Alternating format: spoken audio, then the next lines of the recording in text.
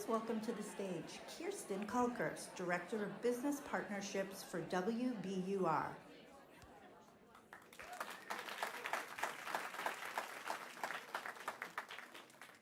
Hello. Hello. Hello. Thank you. That's better. Welcome. Welcome. Always the best dressed group at City Space. I love this function. Thank you so much for coming. Thank you for choosing to spend your afternoon here. WBUR is delighted to host the Ad Club again. We've been wonderful partners for many, many years. A couple of housekeeping items before we kick it off here. First of all, please take a moment to silence your cell phones. We all have them. Also, for your awareness, the exit we have one located in the back right, as well as the door that you came in with. So welcome to the Ad Club's Media Innovation Day. One of the themes for this year's Innovation Day is the evolution of intelligence. And I found that really fascinating, actually, because intelligence is really a multivalent word, right? It can mean so many things, especially today. Obviously, ad tech intelligence, technology intelligence. There's market intelligence. There's consumer intelligence. And with technology just so rapidly expanding around us, we are all sort of rethinking and replaying how we are accessing and interacting with and consuming and finding information. And in a responsive world that's driven, of course, by algorithms and a lot of automation, there's one big question that's always in my mind, which is how do we help our brands really create genuine, authentic connections today, right? Because it's hard. It's hard. And if there were one answer, which there's not, and I had it, which I don't, because I would be the boss of all of you if I had it. But one thing I'll say, one thing I do know, is that the power of public media, and WBUR in particular, shameless plug, but true, to build and burnish brands is real, right? In this time of people craving connections, we are the original storytellers. We are the original community, if you really think about that. Now, you may know, some of you here may know WBUR as a radio station, and that is fair because we have a W in front of our name, and we happen to have a radio station, and it's quite good. But we are so much more than that. We have a custom content production studio, City Space Productions, that's just been nominated for 2 Signal Awards for brand storytelling podcasts. So yes, we are helping brands tell their stories in very interesting and innovative ways, and we hope you'll take a listen. We also helped 30 different sponsors create really interesting activations at the WBUR Festival just this past May.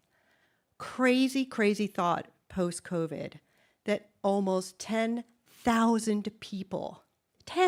people were up and down these streets on Comm Ave, sitting in this particular theater, all over the place, hungry for connection, for conversation, to be inspired, to be delighted, to learn, to be entertained.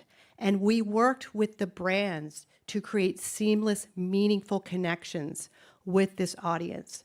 So my point is, and my shameless plug is almost over, if you find yourself challenged working with a brand and you're looking for a fresh and powerful way to tell the story, I hope you will think of WBUR, because in this day and age, it's harder than ever to create that community, and that is what we are all about. So thank you so much for being here. Thank you for spending your afternoon. This is going to be a really great afternoon of some incredible conversation. And to kick us off, I want to invite to the stage the Ad Club's Business Development Director of Business Development, Tom Peterson. Thank you, Tom.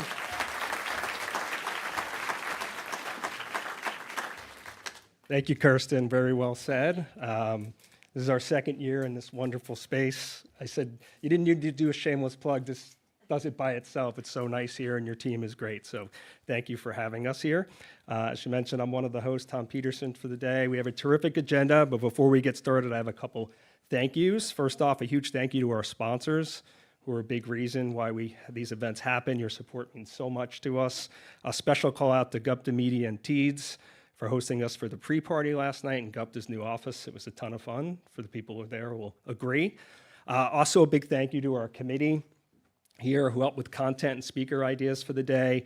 They also pulled double duty as our auction fundraising committee and helped secure donations and spread the word on bidding.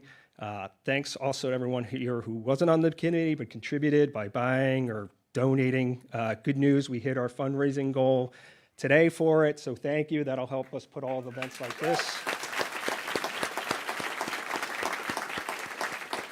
A couple housekeeping notes as well. There won't be any audience Q&A, so just if you want to ask questions to all the great speakers, just find them during the breaks. Then, more importantly, show of hands of Yankee fans. Show of hand of Red Sox fans. All right, if you can get along until 6:08 tonight when the game starts, that'd be appreciated.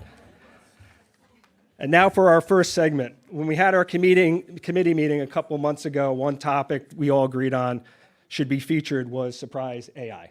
Hence why our opening segment is just on that. Ethan leads sales for Newton Research, who were early adopters of AI and build your own agent functionality that brands, agencies, publishers, and platforms are leveraging to drastically increase their analytics and improve marketing outcomes.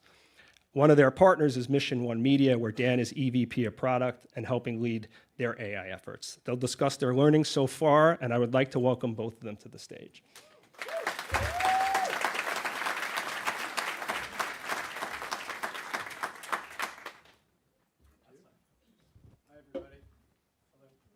Hello. Hi. Great to see you all. I do see some Red Sox hats in the audience, so I'm feeling welcome. I'm feeling at home. Thank you for showing up. Yeah. I echo his sentiment. I see a lot of hats also. Notice you didn't specify what teams are on those hats. I'm not originally from Boston, so I'm not. I'm neutral. Fair enough. Well, thank you, Tom, for the introduction, and thank you for WBUR for hosting us here. I think we're excited for a chat about everyone's favorite topic today, AI, right? It's why it's not why we're all here, but maybe in a few years, never know. I think maybe we'll kick off quickly, as kind of Tom mentioned. I'm Ethan Sattel. I lead sales and partnerships for Newton Research. We are all about AI agents for marketing analytics. And yeah, excited to be chatting with you, Dan. Who am I?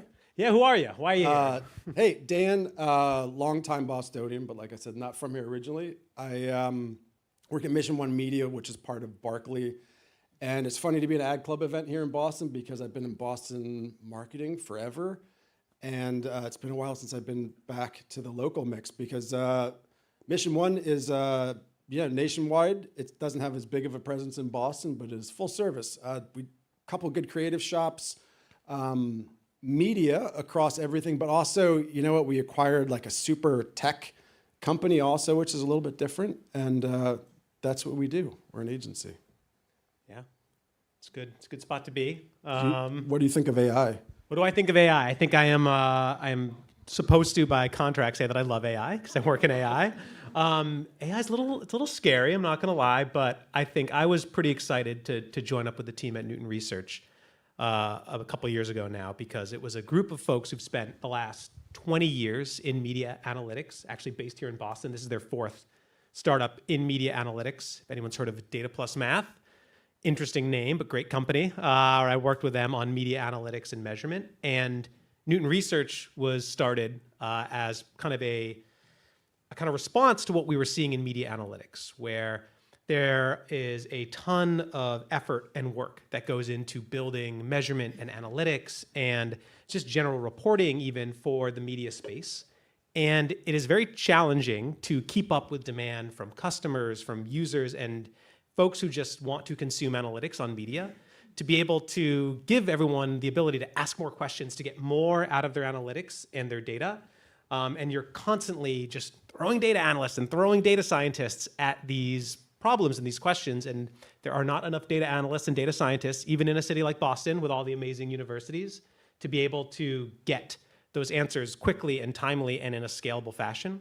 And so the team built Newton as a way to say, hey, what if we could give these data scientists and these analysts like analytic superpowers and give them AI functionality that understood media, that understood advertising, and then could actually solve analytics needs for the industry. And thankfully, read a white paper 3 years ago that said, hey, AI agents might be able to do that. And now everyone wants an AI agent. How big is Newton, and like what types of people, what roles of people is it made up of? We are, I think, just over 30 or close to 30 now. We raised our Series A a little while ago. A lot of data scientists, as you might imagine. A lot of lifelong Boston data scientist folks on the team. Also some sales folks and product, but we're still a pretty data science heavy company. Cool. Yeah. What's I'm curious. I mean, obviously, I know a little bit of the scoop about what Mission One does with AI. You have with to analytics. pretend like you don't. But yeah, tell our friends here. We're like in beta mode of using AI. I think like a lot of folks are. We're very bullish on it, but very cautious also. We use it, and some stuff we'll talk about that we do with Ethan, we use it to sit on top of analytics for some of the reasons you said, or a lot of them, which is, I don't know, for 20 years, folks who work in analytics at agencies have to spend a lot more time doing kind of repetitive, like cognitively creative tasks. And we've always been trying to clear that up, like decrease the amount of hours that have to be spent doing that, weekly reporting, so that more thinking can be done. We're using AI for that. Almost, I would say, like that's been our gateway in. That's a most like low-hanging fruit application, at least for us. But we also use it for creative creation, like actually making creative. Again, I said we're like part creative shop, and we've used AI to make video before. We also use it to like assess creative. That's a new burgeoning thing. And we use it for audience work, analytics, intelligence. This audience is better than that. Who should we target? Trying to do that at a level that like a human, trying to do stuff that a human, even if given unlimited time, couldn't do. Very cool.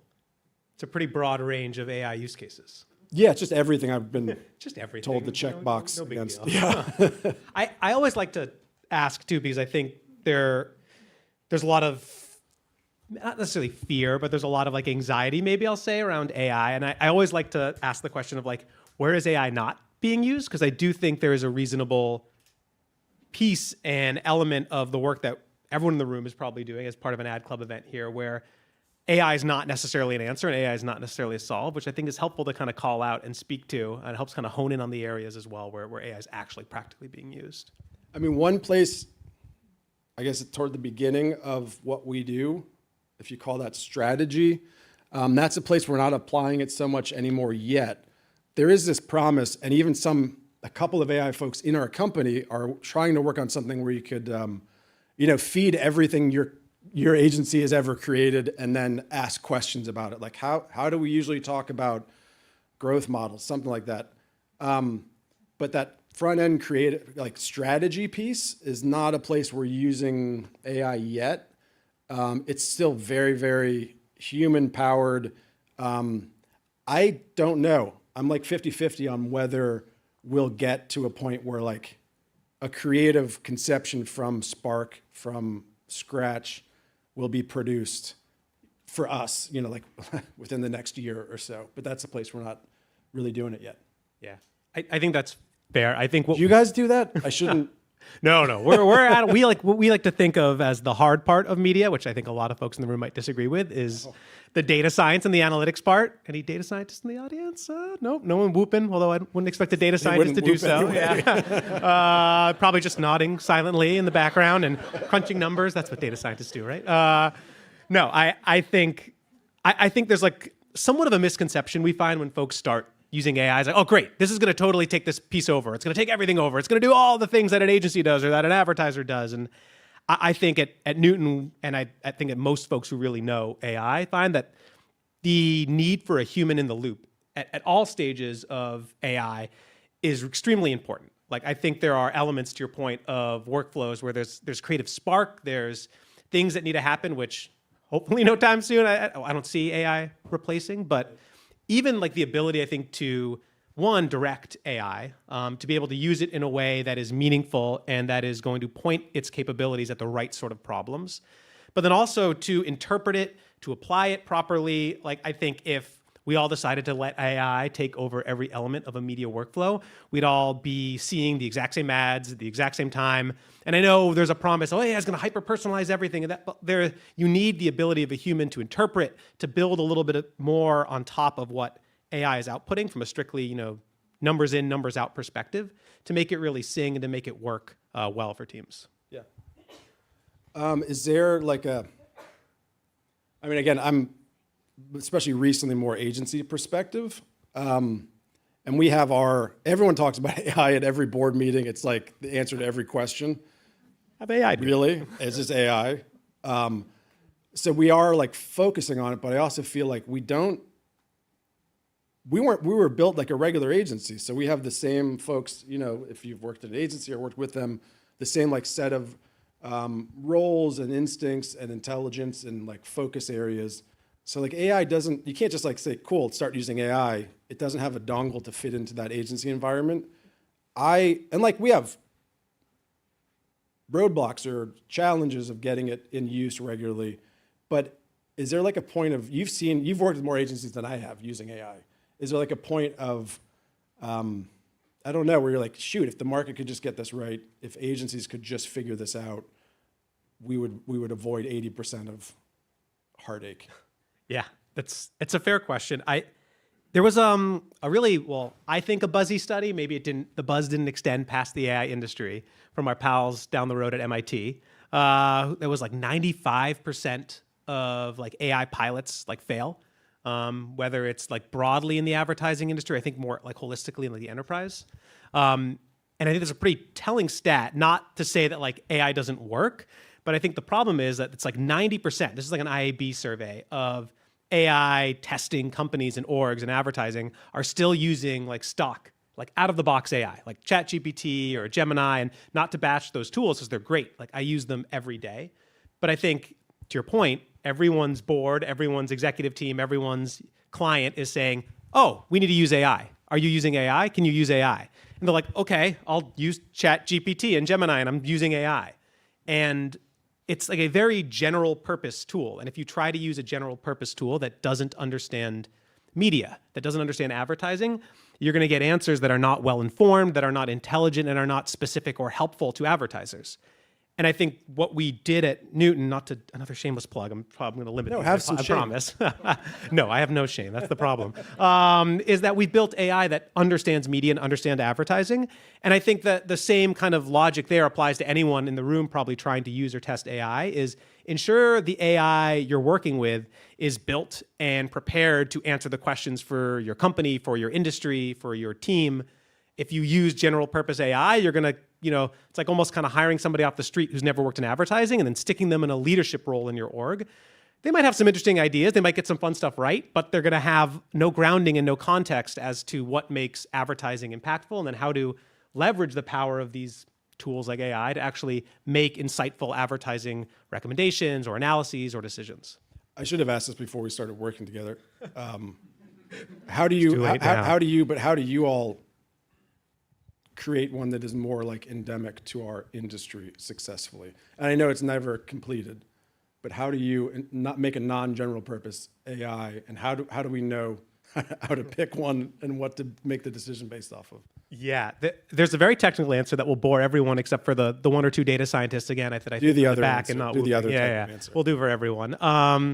Which is really, I think, building an understanding and a knowledge, and it was hard work. I think like our team here, like I mentioned, is mostly data scientists, folks who spend a lot of time in media. And when we started building agents about 3 years ago, it was like, all right, I want to teach data scientists, I want to teach agents just like I teach a data scientist, like the masters in marketing science, like a handbook for what do I need to know about how to apply data science, like hard data science techniques for advertising for media.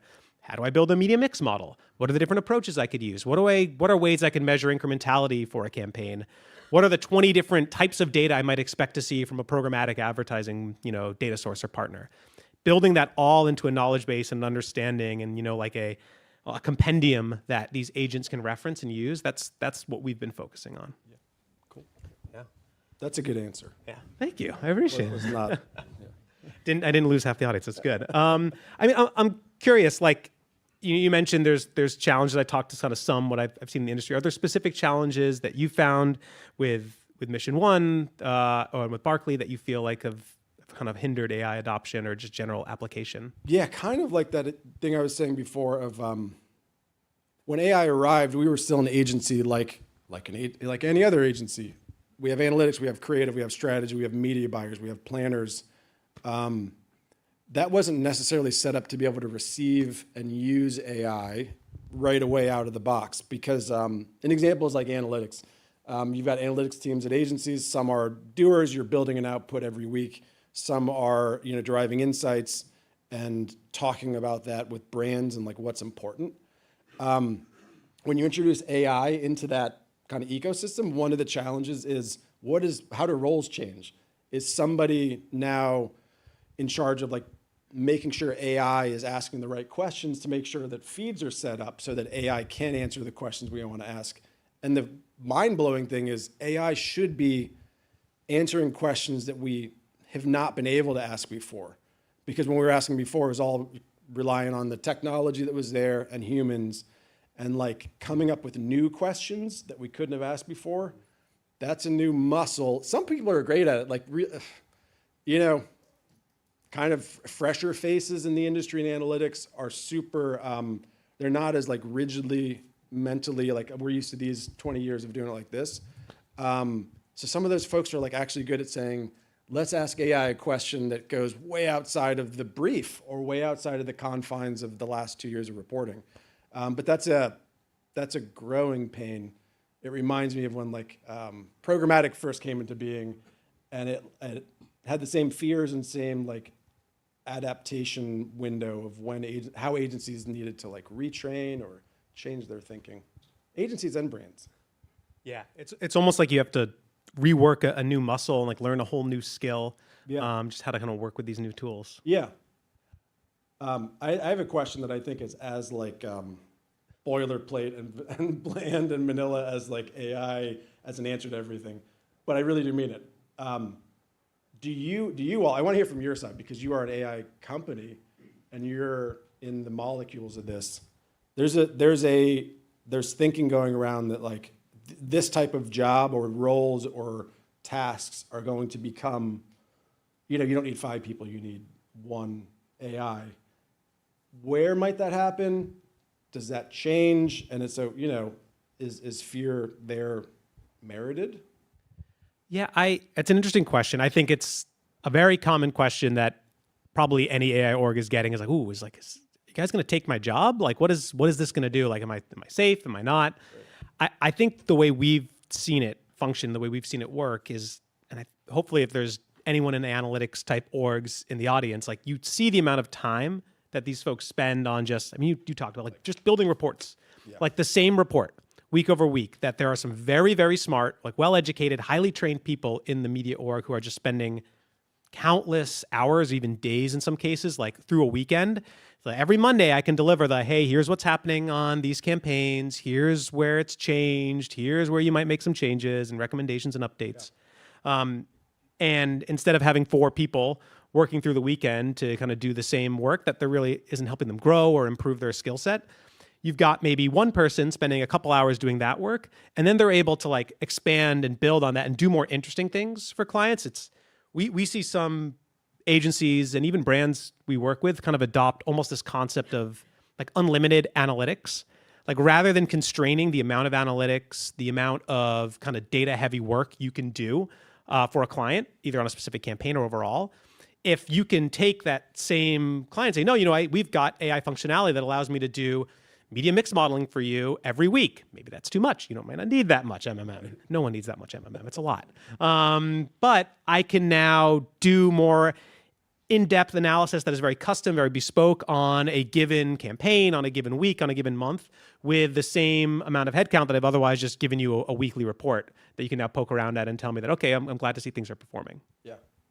Do you, I think you've worked with enough brands and agencies to maybe answer this, but I'm wondering, like, how do you, if you met with two different brands or two different agencies and got to know them, the way their way of doing work or style, does it at all change, like the agent or type of AI or the application? Or is it like, no, if you're a marketer for a performance retail brand and you are too, we can use the same inputs and do the same output? Yeah, that's a good question. I think it's, I talk about like having purpose-built like AI agents being the difference maker between getting success from a pilot versus not. I think the same applies to adoption and the usage of AI. Like, it would be very disingenuous for me to say, oh yeah, you just need one, media specific AI that's going to answer every brand, every agency's question. Like, no, there is a unique way in which every agency, every brand, whether it's down to the business they run or even just the people. Like, I work with a lot of agencies. You see, everyone has very different approaches to the way they like to do analytics. And the ability to build that into AI, to have AI be flexible enough to adapt to the specific ways that you do analytics or that you think about brand performance or media performance, like that's all very important, I think, to build into these AI tools and these AI functionalities. I think the products that we've seen work really well, people who adopt AI really well, are like taking what they do best, their kind of secret sauce, and building it into AI so that it can scale that secret sauce across other teams, across like more functionality, versus like, oh, I'll just do the same cookie cutter thing that agency A did, agency B did, agency C did. Like, no, you should be able to personalize and ensure that AI is now kind of taking that personalization forward. So the thing you're doing for us is not like anything. No one does it like you guys unique. do. No. And that's true, though. It's Should've true. Is there one thing, I know we're kind of almost out of time here, but maybe one thing you're particularly excited for that either is specific to the work you're doing with AI or even just more broadly for Mission One? I would love, I'm a big people person, or like the people who work at an agency or wherever, making them like their jobs. I remember being 22, 25, 27, and you get to a point where it's like, I'm doing a lot of redundant stuff. I'm not getting to think. And I do love the potential of AI being able to say to an analytics person, a media buyer, you have to do 20% less of that like repetitive, which I think we all had to do, weekly reporting inputs where you're not really engaging that other part that makes you feel like you have a purpose and you're thinking. I love the idea that they could clear it up and you can tell a junior, mid-level, on any level person, you're gonna, now more of your job is coming up with a unique insight, using AI as a paintbrush or not, but we're clearing up the kind of like labor traffic so that you can enjoy your job more, stick with it, stick with us longer. I'm excited about that potential, actually. Yeah. Absolutely. I think getting people's head entirely out of spreadsheets, unless that's where they want to be, and getting it into the exciting, the kind of creative ideation piece of even media analytics. Yeah. I like being in spreadsheets a little bit each week, but not too much. Not all the time. Yeah. All right. Well, less spreadsheets. That's I would totally adopt that as my tagline. Yeah. Put Less on a t-shirt. spreadsheets. Awesome. Well, yeah. Thank you, Dan. I really appreciate it. Thank you. This was great. And thanks so much for paying attention to us for this time. Thanks, everybody.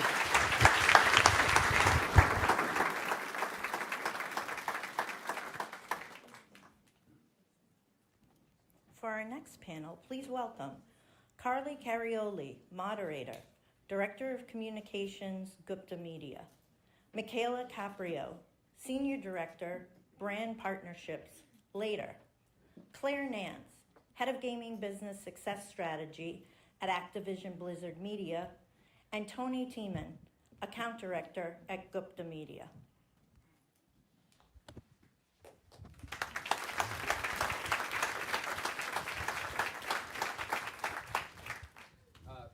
Good afternoon, everybody. Thank you for coming, and thanks again to the Ad Club for having this. This is a wonderful event. Great to be back at WBUR for Innovation Day.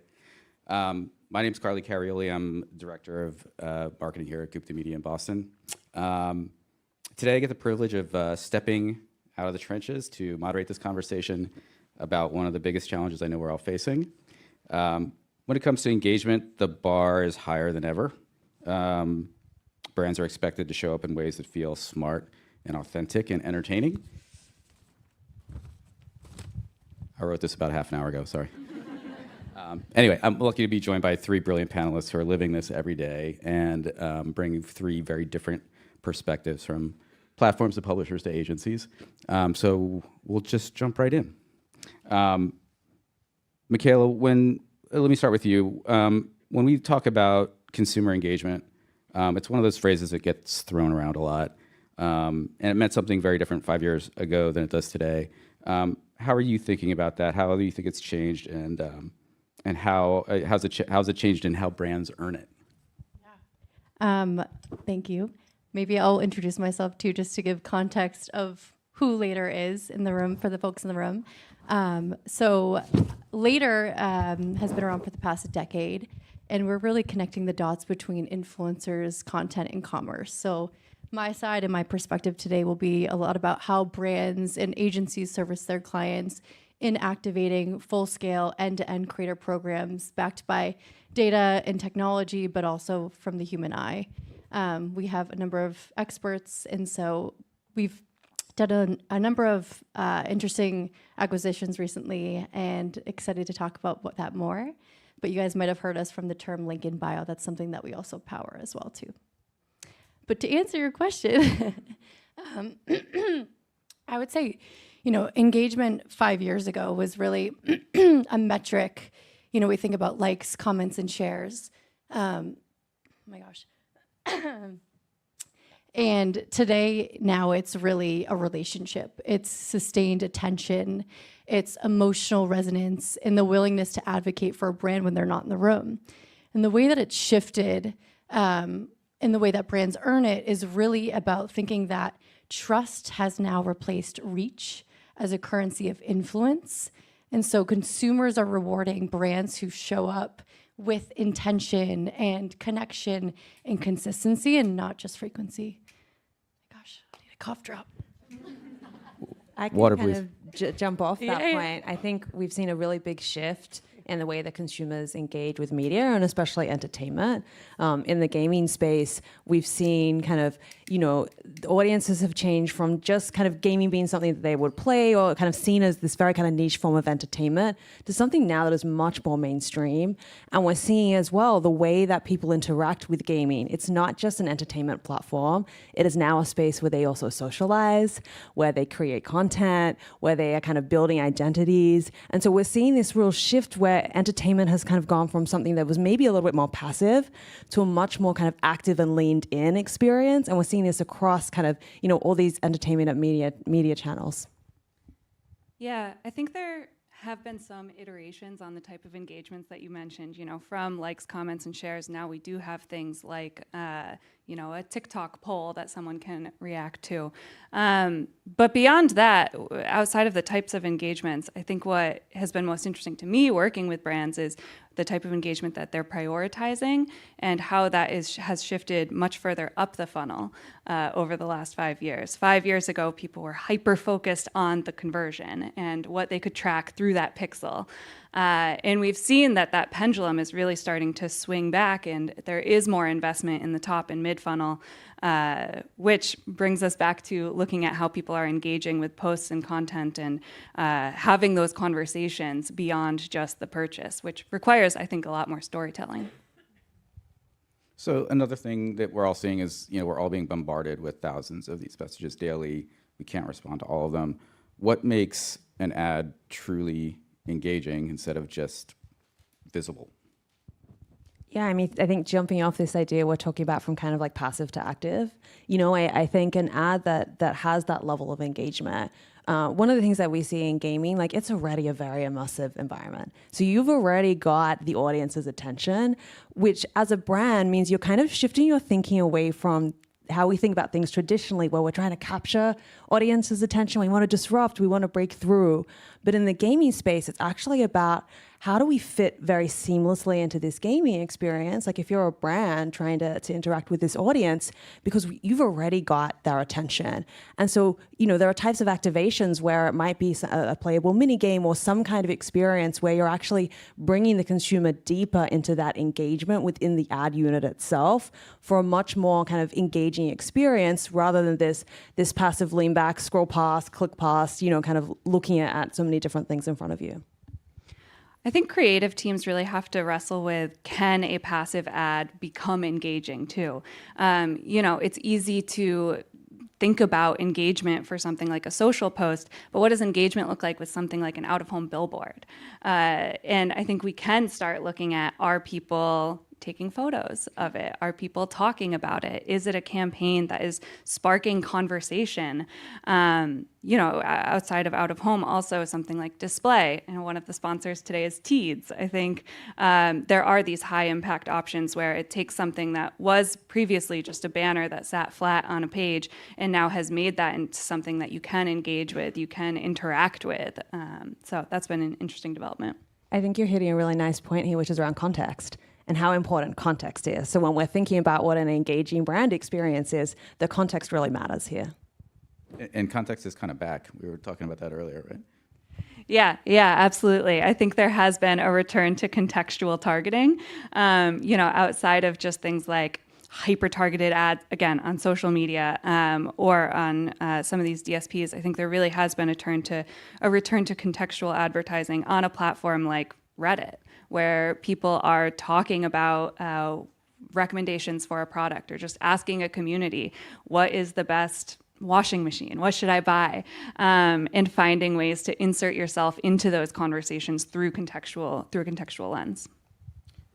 So now more than ever, we know that our campaigns aren't happening in a bubble.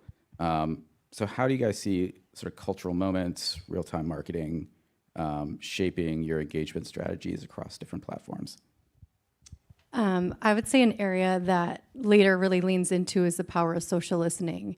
And what does that mean from an influencer and brand lens is really looking at identifying the social landscape. So where is your brand currently in these conversations that you want to be with? Looking at competitive lenses, identifying areas of opportunities, and really looking for those conversations that you want to be a part of. Typically when we work with brands or clients, we look about planning for the year ahead, but we also carve out investment to think about in real time trends, right? How can we hop on this opportunity where it makes sense for the brand? One of my favorite examples with Later is, you guys may have saw this in the headlines. One of our clients is El Pollo Loco, and we identified some negative sentiment happening in the space, but also some really positive sentiment. So this former Chick-fil-A employee, Mira the Siren, I don't know if you guys have heard of her, she was posting about menu items at Chick-fil-A. And, to pass time at work, she was reviewing her favorite salads and sandwiches, whatever. And a news outlet actually broke the news to Chick-fil-A, and they went to them and said, hey, how do you guys feel about your employee posting this content? They're like, who was it? And she got confronted and was asked to stop posting about it. And so she told her following that she had to kind of take a step back and she wasn't going to be doing that anymore. Well, her following did not like that because she amassed thousands and thousands of followers, up to 100,000 followers as a Chick-fil-A employee. And so what we did was we went and, monitored the comments, and we said to El Pollo Loco, like, this might be a huge opportunity for you guys to lean in. And now this is, day 48 hours have passed. And we worked with their teams and activated her by the third day, and it ended up blowing up. She actually got a ton of other brand deals. She no longer works at Chick-fil-A. She's a full-time creator. But I think that was a really cool, moment and opportunity. I think it's about taking risks, but also making sure that it makes sense. So I love that example. Go ahead. No, I was just going to say, I think it's important to really know your audience and act with intention. So I think there can sometimes be this excitement around, we want to react to these cultural moments that are happening and be part of culture. Does it make sense for your brand to be part of that culture? And I think having the discipline to ask yourself that question and be really intentional about which cultural moments you're connecting with and responding to, I think is important. Yeah, I think it really comes down to knowing when to be proactive versus reactive. Last year, we work with Amazon Music, and last year they were putting on a live stream for Kendrick Lamar's Pop Out show, which was the first time that he performed Not Like Us live. And, I had mentioned earlier that I think as brands move further up the funnel, you need to be more intentional about storytelling. Well, storytelling often takes a lot of time and planning. And with something like this, a live stream that was happening in real time on Juneteenth around this, huge moment for the song, there was no time to, produce high quality cuts from the show. You really just had to be scrappy and get whatever you could, whether it was cell phone content from the show or the first cut that came out from the social team, and really use that. And it ended up being one of the top performing campaigns of the year, not only from a live stream standpoint, but also from an acquisition standpoint, being able to use that content very, very quickly.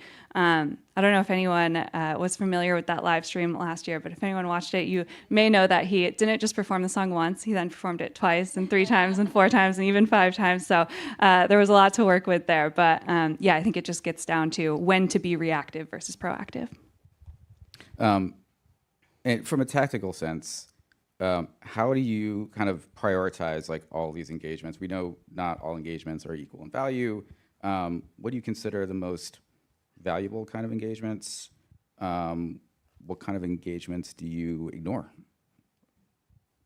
I would say, aside from the obvious ones, one that we look at is interactions. So that's all engagements plus views. The other ones I think that are really important and indicate, long-term opportunity for even just resonance and engagement is shares, right? Or sorry, saves. And then the other one is the ability right now on TikTok and Instagram to repost public content. So I think that is a huge indicator of interest, but also it's an opportunity for, myself, for example, if I see something that I like and I repost it, it then lands in my followers' feed and it also surfaces on my platform. Further amplification for a brand, it also is a form of self-expression. If I see something that I like, if it's an ad or if it's just a post by a creator and it makes me go, I feel seen, I'll post it in my feed because I know other people will see it and maybe resonate with it too. I think, again, it comes back to really what the objectives are of the brand. And so even using the gaming space as an example, there are so many different ways to activate within gaming. And, there's kind of this spectrum. You can do something like the really big virtual world, in that kind of environment. How you measure success there is going to be very different to how you think about measuring success with a rewarded video campaign in mobile. And the objectives at the start are going to be very different. And you want to try and find the right experience within this spectrum that align with those. But I think that's really going to shape, when you're thinking about what you want to measure, it's going to be very different depending on the type of experience.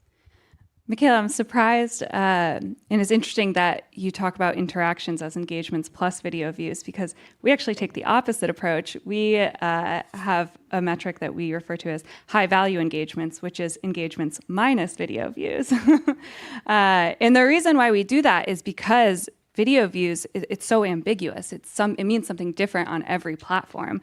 And on a lot of these platforms, it is little more than an impression. A platform like TikTok counts something as a video view if someone watches it for only 2 seconds. At that point, you may not have even introduced your brand yet. On Meta, it's not much better. It's only 3 seconds. So I absolutely think that there is a hierarchy to it. And I completely agree that something like saves and shares is really valuable. I would also add comments to that because I do think that there's power if a consumer sees an ad in their feed with hundreds of comments supporting your brand. That kind of built-in social endorsement can be really powerful. Claire, you were talking earlier about this, or the difference between that lean-in environment versus the kind of lean-back ones like streaming or gaming. How does engagement differ in those environments? How do you think about it differently? Yeah, I was kind of touching on it earlier about this, kind of shifting away from this idea of disruption.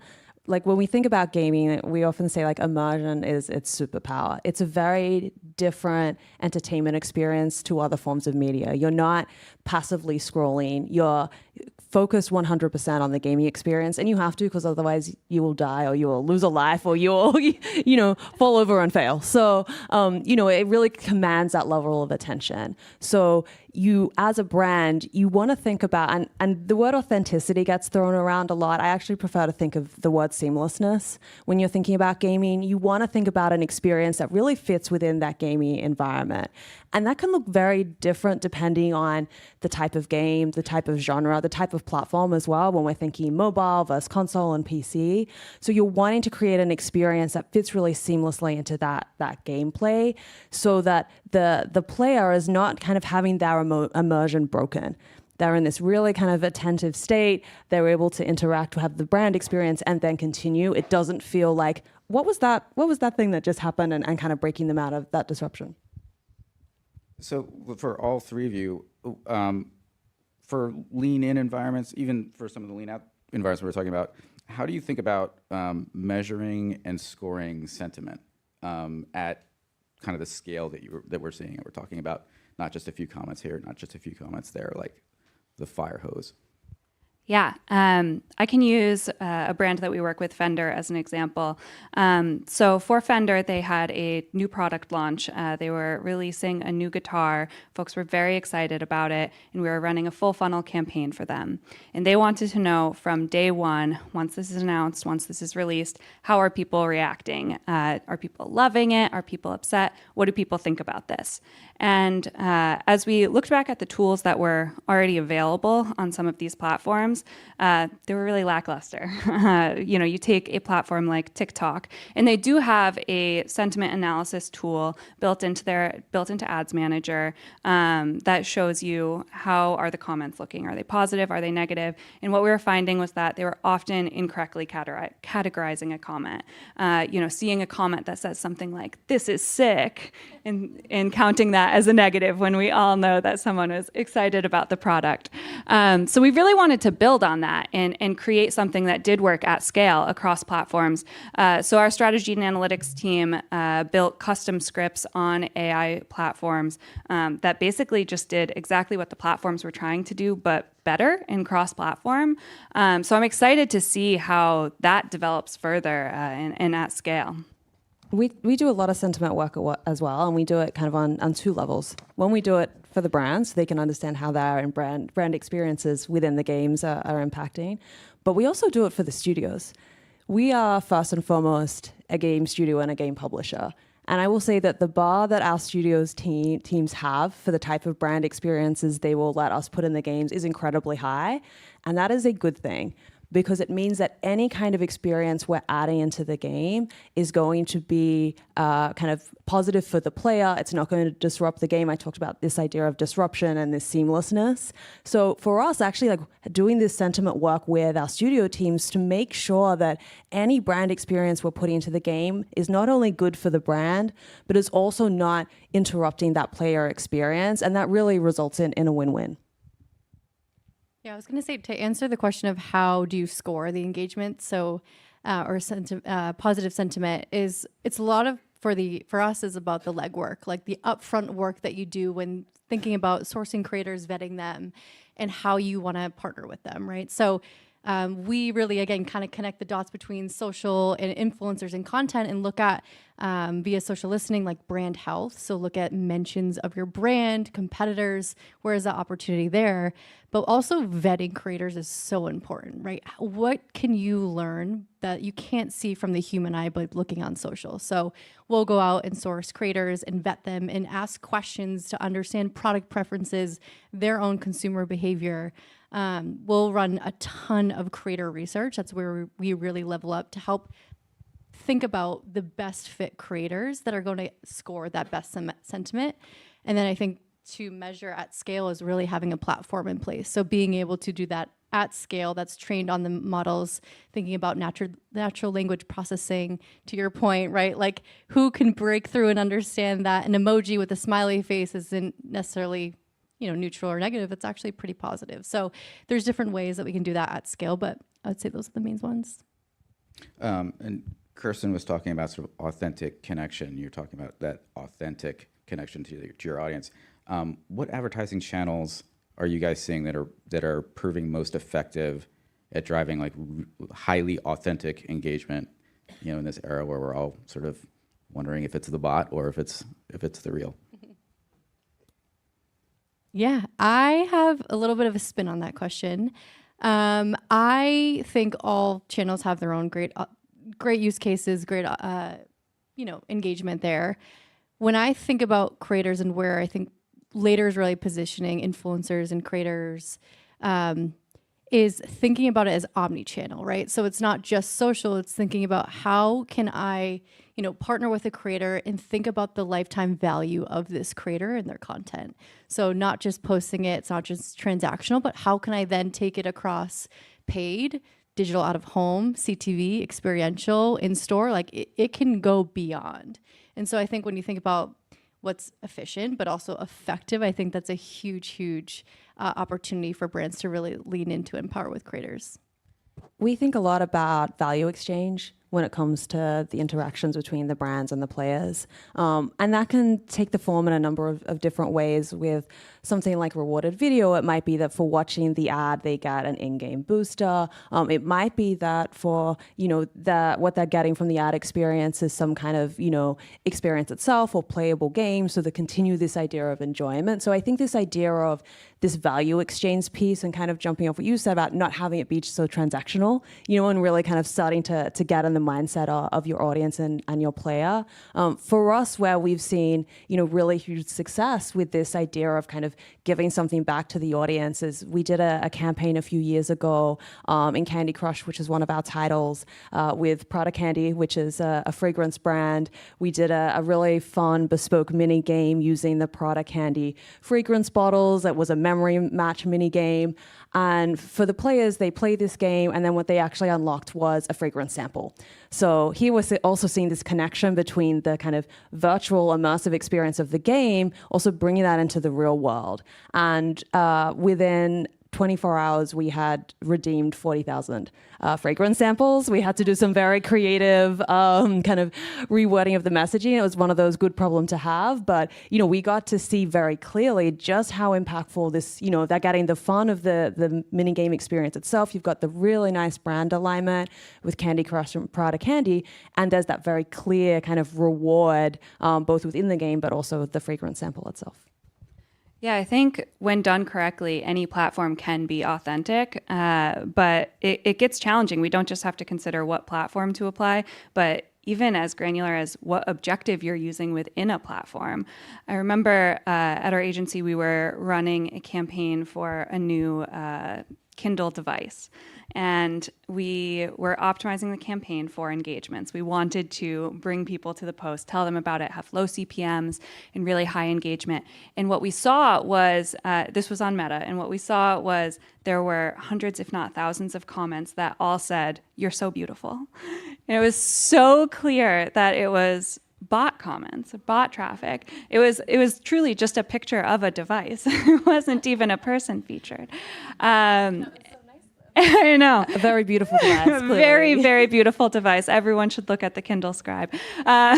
No, but that's all to say when we switched to an impression objective, that was no longer the case, and we did see CPMs decrease, and we still saw high quality, or we did start to see high quality engagements. So it is really tricky to navigate, and you do have to really monitor things very closely and not just look at the metrics, but really look at things and see, does this pass the eye test?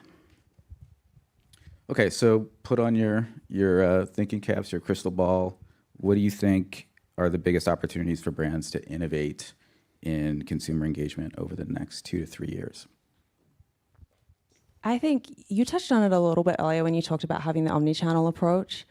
And as I think kind of like shifting away from this kind of like one platform mindset, I'm really starting to think more holistically about how do you have a really engaging campaign that is spanning across multiple platforms and multiple kind of forms of entertainment, and doing so really creatively in each of those spaces and places. And one of the kind of the ways I think about this is there's this idea, we're often very familiar with like second screening, but we think about this kind of idea of second screening kind of 2.0. And that was kind of the first version of second screening was linear TV and social media. And what we see now is actually the handheld devices gaming, and it's CTV. So how do you kind of, I think the real evolution here in terms of consumer engagement is how do you then bring a really creative and engaging campaign to life that is sitting on both of these channels in the right way in each space. So I think starting to shift this mindset really to much more of a kind of omni-channel approach, but still really intentional. Bouncing off of that, when it comes to a platform like CTV or really any lean back channel, I am excited to see how the platforms evolve and start to build in types of engagement. I think that Prime Video has done a really interesting job with this. They now have commercials that can then send a notification to your device, to your phone directly. So you're watching a commercial, decide you want to buy a product, you can do so from your phone. They'll send you that notification. So it's really exciting to see developments like that. And kind of taking a different angle here, and I fear I'm about to drop a bomb on Michaela. And I'm sitting in the middle. So. I am curious to see where the pendulum swings when it comes to influencer content and how trust or lack thereof evolves when it comes to influencers in relationships with influencers. I think that 5 years ago people saw content from influencers and there was more default trust, and now I think brands need to earn trust or influencers need to earn trust with consumers before that endorsement really has any power or value. So I'm curious to see how that evolves, and I do wonder if brands are going to move more in the direction of working with micro-influencers or sourcing UGC from real everyday consumers for that more authentic testimonial. No bomb was dropped. All great thoughts. One I was going to speak on that I'm very excited about as it pertains on social and creators is it's happening right now, and there's a brand that's doing it really well. In the last 20 days, there's this creator, her name's Olivia Unplugged, and she's on TikTok, and she's actually an incarnation of a brand, Opal. And Opal, for those who don't know, I've never heard of Opal until I saw this TikTok, is a leading app in the focus space. It's mental health, where you spend your time. Ironically, it's on social. Makes sense, but it's where your audience is. You got to meet them where they are. And so Olivia, she's actually the social media manager for Opal, but they created an entirely separate account. And she will show up on your For You page, and she's sitting in front of this whiteboard. It's actually green, which is already eye-catching. And she's speaking to you as if she's like your older sister and you're in trouble. And she's like, you need to get a hobby. And she starts explaining to you what happens when you're doom scrolling without intention and you're consuming media. And she ended up blowing up. It took a number of videos, but she blew up, and people didn't know that Opal was behind it. There's no logo, there's no product messaging. And in fact, over the last, a couple of weeks, she's amassed 8 million views, and people have opted in, they've leaned in, they're engaging, they're downloading the app, and they've already expressed how it's already helped them. I think I need to download it, but it's such a cool way, and I think the opportunity for brands is to really give creators a seat at the table, but show up differently in content. The whole emphasis and why influencers started where they did was because it's the storytelling that they can share and be the voice for your brand. And I think to your point, it's less and less these big names for opportunities like this. It's this is how they're able to show their mission, their mission with their audiences. And I'll say the last thing too is we're seeing that platforms are prioritizing entertainment. So brands right now are being challenged to show up differently and entertain and truly do that. So we're seeing that they're getting rewarded when they're able to do that successfully. All right, we are out of time. Thank you so much, Michaela, Claire, and Tony. Thank you for this panel. Thank you, guys. Thank you.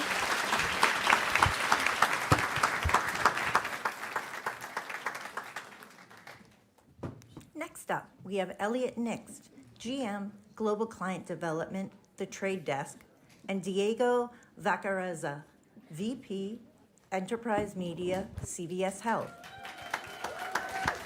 Yeah, first applause. Hello? Hello? Is that it? Well done. First applause right off the bat. That's great. I brought a posse. Just Okay. This is my first Boston Ad Club event. Thank you very much for having the session and the day. I did my research. Boston Ad Club is the oldest ad club in the United States. The official charter was 1913, but the original date and year that the Ad Club was ideated, I guess created, was 1904 at a Red Sox Yankees game, as legend had. True, you can look it up. So on this day, I will not be talking about the winningest franchise in MLB history. I will just say good luck to you, sir. And let me make one quick point there, which is, I don't know if you guys saw the news, but they're not allowing Red Sox fans to buy tickets at Yankee Stadium. I can't comment on that. I was not part of that decision. Sounds a little shaky, but that's all right. They're weak egos is the implication there. So That is correct. that's what I will say. So we're here today. I'm very excited to be talking to Diego. He's a fantastic partner, and our companies work closely together. For those of you who don't know, the Trade Desk is the world's largest independent DSP. We help advertisers and agencies connect their messaging to consumers across the open internet. And from a healthcare lens, I think you would agree, the patient journey is incredibly fragmented. There are thousands of websites and places for patients to investigate solutions to their health needs. We see about 17 million ad opportunities a second. We don't place ads in all those opportunities, but there's a lot of opportunity to gain insight from that. And we help companies and work with companies like CVS to navigate that patient journey, whether it's back of store or front of store, to deliver results. So very excited to be talking about some of the work that Diego and team have done. For those of you who don't know, I won't date you, but I will say in your last role, you've been at CVS for about 13 years, a little over 13 years now. Is that right? Yeah. Yep. 14 years, sorry. And a lot of the last couple years have been a pretty big pivot in how you've approached the marketplace and thought about data and innovation and technology. So at a broad level, if we started high level, I guess, in 2025, you made a pretty big commitment to shifting to be customer first and audience first. Can you just talk to this crew about what that meant and what it was from a risk standpoint? Yeah, I mean, we have an aspiration to be the most trusted healthcare company in the country, right? And trust is earned, and we look at it from the perspective of the way I can earn your trust is to make sure that I'm providing value. I'm relevant to you. I'm inspiring you. I'm solving issues. I'm identifying your needs, right? So we moved from a campaign first oriented strategy to an audience first oriented strategy. Right, and that allows us to really understand what is the need of those audience cohorts, right? There's nothing more personal in your life than health. And again, staying on the right side of the legal concerns and the data concerns there is how can I understand where you are in your journey? How can I understand where you are with me potentially as a patient or as a customer? And what value can I provide to you, right? Is it about sending you personalized offers because I know the products that you buy and that shampoo is getting ready to run out and guess what, it's on sale this week, or it's content that's inspiring you, or it's content that's helping you with an issue that you have at the moment, right? Should I get a COVID vaccine or not get a COVID vaccine? Who do I believe in that shifting world of health information? So I think being able to make that pivot has allowed us to then engage at that individual level at scale, and then linking it back to the conversation we were just having, to be able to do that cross-platform, right? So the ability for me to be able to find you on CTV, on display, on social, on audio, knowing you're the same audience, and I can either reinforce the message that I've already delivered to you or continue that narrative that I've already set up. How do you prioritize just day one that strategy? You have a lot of different customers, a lot of different categories, front of store, you have patients in the back. Where do you start, or how did you start with implementing that strategy from a category standpoint? Yeah, I would say from a front of store perspective, right? Think about the stuff that you buy at CVS, kind of in the aisles in front of the pharmacy. We moved to a movable middle strategy a couple of years ago, right? So the ability for me to understand what you're shopping in my store, if I can marry that with what you're shopping elsewhere and really understand what share of wallet I have at the individual category level, I can then create those audience segments that say, you know what? I have most of the share here. I'm going to let my own channels do the heavy lifting and the work there, right? In store, CRM, email, push notifications. We have lots of strong reach with those channels. There's some folks that are completely unengaged. And is there a way for me to win those back? And then there's those folks right in the middle, which is I have a little bit of their beauty shopping, but they're also doing a little bit of Ulta and a little bit of Sephora. How do I just get that one extra trip, right? If you think about the scale that we have as a retail organization, 5,000 or so, 5,000, 5 million visits per store, not per store, holy smokes. It's lots of lies. That's all That's AI. AI gave me that note, and obviously it's incorrect. During the back. That's right. No, 5 million visits across our chain on a daily basis, right? That's a lot of folks that are coming in, and if I can just get one more visit, right? And I don't need that many visits because on average, if you guys are local, you may find this hard to believe, but average visitors to CVS, my average customer, 5 to 6 visits a year. So if I can squeeze one more out, it's a significant amount of revenue. And you also have a huge loyalty consumer base as well. 75 million, if at last 75 million, I would say out of that 75 million extra care customers, 50 to 60 million active on every couple of weeks. So there's a refreshing data pool that you can tap into and build these audiences. And again, the daily transaction feed just keeps us really, fresh relative to understanding what's happening in those stores. So if we shifted to innovation today and some of the work that we've worked on together and our teams, do you want to touch on maybe a couple examples where you think it's, I guess, a best use case in terms of leveraging consumer trust and not alienating the consumer, providing a better ad experience, and measuring the output in a smarter way from a media perspective? A couple of good ones, right? So as marketers, the last thing we want to do is overpromise and underdeliver, right? And I have to think about that. Where I'm delivering, the bulk of my activity and my conversions is happening in a store. And I can't control what's happening there from a service level perspective, but I can control understanding if I'm going to be able to deliver on the need that you have there. So a good example is Minute Clinic, right? Minute Clinic, we have 900 plus clinics across the country. They do anything from acute to maintenance health needs to immunizations. Walk-ins are welcome, but there's also a convenience factor of folks wanting to make an appointment, right? So to work it around their own schedule. The last thing I want to do is put an ad out there that says, hey, make an appointment, and we don't have any appointments available to you, right? So we built an API with the Trade Desk utilizing that clinic availability information, appointment availability information, and based on the appointments available, I can send you a message that says, appointments available today, appointments available tomorrow.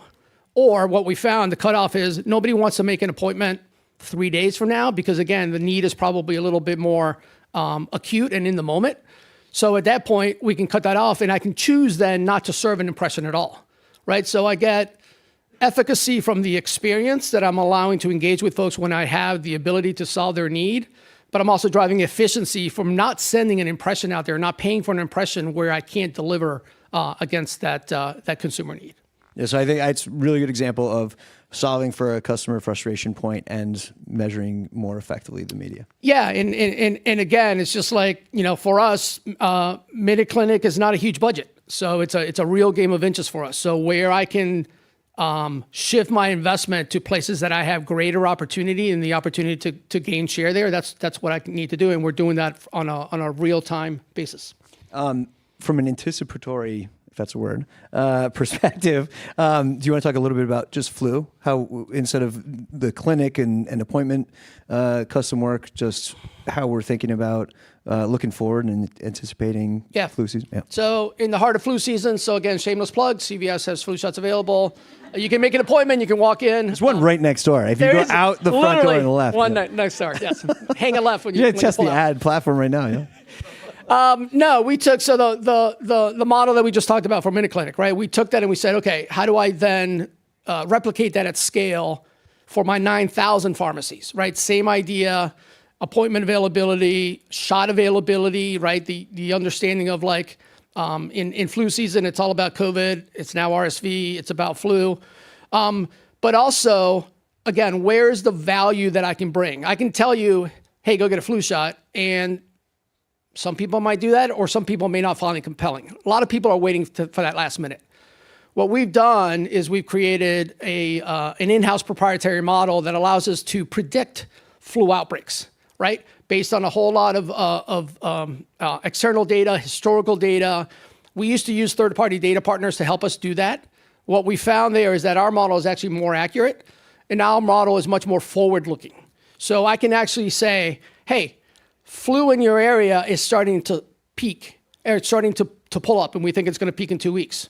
Right now is the best time to get your flu shot. We have appointments available at the CVS just next door to you, right? Because I know your location. So again, the ability to be able to get out ahead of that problem and solve it proactively for the patient and for the consumer, again, is a real unlock. Again, as we want to think about like, how can I be patient and customer first when it comes to your health needs, and how can I intercept you in those moments of opportunity where, again, I'm bringing value to you as a consumer of the brand. So how do you think about weighing all of that intelligence, custom work, solving consumer needs with your broader portfolio when you're looking at, all the media choices? It's not a zero-sum game on either side, but how do you think about balancing out your overall approach to consumer and the media that you're touching? Yeah, I think, again, the audience first strategy has allowed us to kind of bring singular identity into the conversation, right? So as we talked about, I have lots of owned channels, the store, I have lots of paid channels. I have opportunities to, from an addressability perspective, try to bring those elements together. It's not an easy thing, right? The omni-channel orchestration is really difficult because you have different teams that are owning different pieces of it. But I think holistically, we understand the value of understanding if 2 emails are going to get you to do that thing, do I actually then also need to hit you with an impression or not? So we're working towards understanding kind of the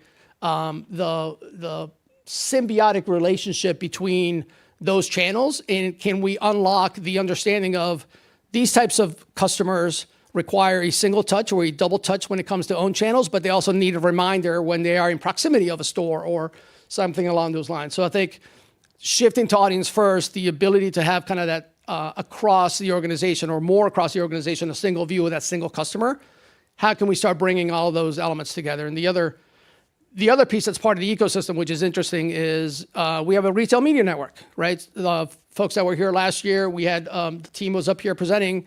We have CMX. CMX is focused fundamentally leveraging our first-party data to, again, engage consumers based on product and category purchases of when they're going to be in market. So that's another layer as I think about that holistically from an enterprise perspective. That's playing in the performance space. I know who you are. I know what you bought. Here's an offer. If I can get that channel working more proactively and more consistently, I can then shift some of my dollars out of performance and into what we were talking about earlier, mid and upper funnel, storytelling. How can I build trust? How can I build greater affinity with the brand, right? We want to, we are one of the 2 last big pharmacy brands standing, right? Then there were 2. And we are one of those. And we're going to win because we've determined that it's not about being the biggest, it's about being the community one. It's about understanding your customers and your patients within that tight community.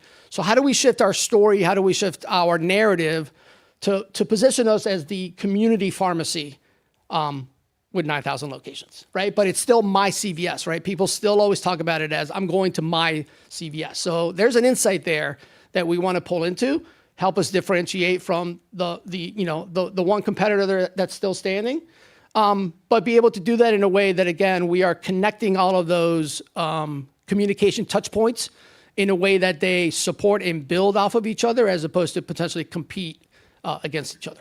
Yeah, and I think that's a really common theme we're hearing across retail in general, not just pharmacy category, but how can we leverage different data sets, different channels, even within a portfolio like a CVS Health, and figure out where are the redundancies, where are the inefficiencies, either from data sets or how media is purchased, and bring it together in a really smart way, whether it's leveraging AI, I love the Newton panel, or other, to figure out where those inefficiencies are. And I think you touched on omnichannel, so maybe we pivot to the innovation of tomorrow.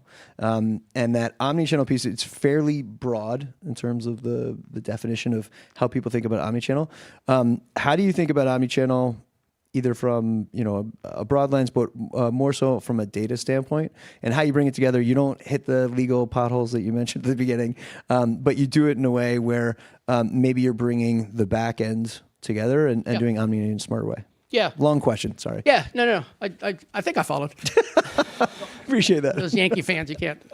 I deserve that. That's it. So what I would say is that is one of our challenges, right? So I think we have more flexibility as a brand when it comes to utilizing data and engaging with folks and messaging folks from a front store perspective, right? The things that you buy versus the pharmacy things, right? So it's a much tighter window of what I can do with data, what I can say, and how I can use it. But again, the front store is the flywheel to the pharmacy, right? I want those folks to have especially the younger audiences, right? Have a connection to the brand.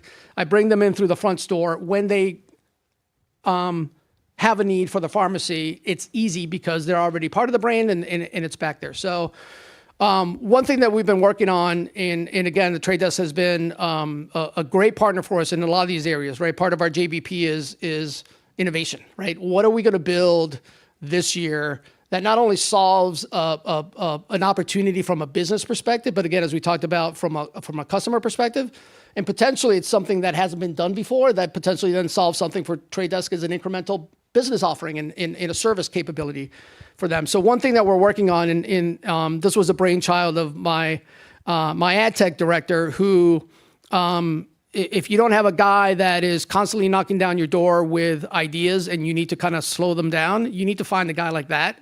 Because especially in this world, someone that's looking out ahead and looking around the corner and understanding what that vendor and that capability and that data set could do if we put them together is really interesting. And he's my main man working with Elliot and the team in building stuff at Trade Desk. So his brainchild was, we have a sizable gap, obviously. 95% of my conversions happen in the store, but I'm driving a whole lot of digital media to get you to buy something in a store, right? So how do I connect that impression to that conversion without there being lag? Yes, we use MMMs. We have moved to monthly MMMs. They give us a really good read on kind of what's happening, but there's still a lag. So his idea was, well, we have all this historical data from a purchase behavior, right? So we can model what the projected sales rate would be for any one of these audiences, right? Because we have that identity component. We can then bring it in through LiveRamp, which is another one of our partners, kind of in the ecosystem. We can then connect that exposure to the transaction and then get a real sales kind of comparison between those things in much more kind of closer near time. The gap between those things is the incremental sales rate, right? I expected it to be here. It's coming up here. Great. Find more of these places, put more money into those areas. So again, from an optimization perspective, we're not waiting 3-4 weeks or a month to understand this channel is working better than that channel. What we're saying is, we thought this channel would work here. It's working here, or this tactic, shift more into that space. And I think it's not complete. It is in motion right now. We actually just signed the legal paperwork this week. That took a while. You and I can celebrate that. Yes, yes. But again, I think it's that kind of thinking of, I have all this technology available to me. I have all this data available to me. I want to solve this problem, right? We tell our marketing partners all the time, give us a good brief, but don't come to us and say, here's what I want you to do. Give us a brief that says, here's the business opportunity. Help me solve for this thing. And then allow the media teams, the tech teams, the creative folks to bring forth those ideas that say, here's, driven by the insight of the consumer, here's how we're going to solve that problem. He makes testing and learning sound easy, doesn't he? It's just super simple. What aren't you seeing? What do you wish you had more of, whether it's a data signal or a capability or... Less lawyers. Sorry, the lawyers in the room. Yeah, sorry. That's a good question. I think it's what we haven't seen yet, right? I think AI, right? Great. So AI at a fundamental level, we're all using it in certain ways. It's making us smarter. It's making us go faster. It's making us more efficient. What is that next evolution of that? What is around the corner as we think about the ability to be much more in tune and I think proactive with what our customers are looking for and needing without it being creepy? And how do you link those things together in a way that, again, gives you much more flexibility in how you engage, right? I think we moved from a world where it was very, let's call them stoic traditional channels, and you did this, and those were the easy days. And now we have the ability to do things that I think probably 5 years ago didn't even think we could do. So in the next 5 years, what are the things that we can't think right now that we can do? Again, to my ad tech lead, how do we stay out ahead of that to be able to then engage with partners like the Trade Desk to create bespoke capabilities and opportunities to, again, win that race, be the first to be able to create and activate in a certain new way. Yeah, and I love on the Newton panel. I'm going to credit Dan because I think it was he who said it was leveraging AI to ask the questions that we can't think of today, and I think that is using it to tee up the next 5 years, which is really smart. One last question on the consumer feedback standpoint. So you talked about MinuteClinic, you talked about Flu, the solving of consumer needs. How do you think about hearing direct consumer feedback?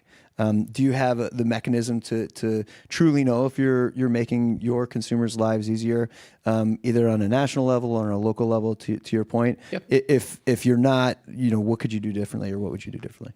Yeah, that's a good one, right? And I think that's an area where we have a lot of that information. I would say it's not stitched in automatically, but we do have those insights. So a couple of things. Obviously, folks are very happy to share on social channels, so we get a lot of suggestions on channels that we choose to engage with some and we choose not to engage with others. But Reddit has become a really interesting platform to understand kind of what folks are enjoying or not enjoying, and even from a field perspective, right? We have a lot of employees that participate on the platform there, so that allows us to identify for the field, hey, there's something positive here that you need to find out what that secret sauce is, or there's something bubbling up here that we probably need to get it in front of. We do a lot of surveys with our customers, right? We use Medallia, which allows for not only did you enjoy your experience and were the people nice to you, and did someone ask you if you needed a flu shot, but also gives you free form to be able to provide verbatim feedback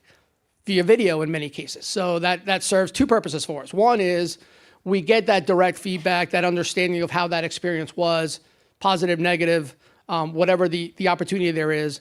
But it's also a content engine for us as we think about what is the voice of the customer. And again, one of the things that we're leaning into a lot is how do we get other people to tell our story, right? It's just like the brand can only go so far. And I think a consumer is going to expect that our brand is going to say, okay, ultimately at the end of the day, you're a Fortune 5, you're going to want to sell me something.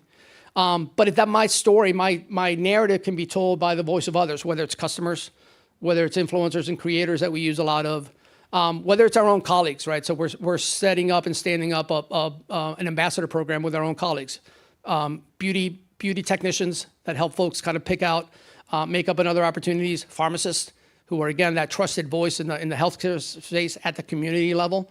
All of those areas become a real conduit, I think, for feedback relative to, are we doing things right or not? Are we landing in the right places? And again, there's the typical media metrics of likes and shares and engagements, but it's the voice of the customer that becomes really important to us. And maybe that's the leverage into what you do for the next 5 years, taking that data in to figure out what the problems that you need to solve for are. And yeah, potentially, right? Is there more of a real time kind of connectivity there at the geography level that allows us to kind of move on the opportunities or the challenges a little bit more quicker? All right, with 15 seconds left, totally different question. There is. If you were not in media, you weren't doing any of this, what would you be doing? Well, I had, so this was one of those old icebreaker questions, right? I had a standing answer that I had when I started my career, and I think it still holds true. I would be a backcountry ranger at Glacier National Park. It's amazing. I can see you doing that. One more round of applause for Diego. He's amazing. guys. Thank you so much.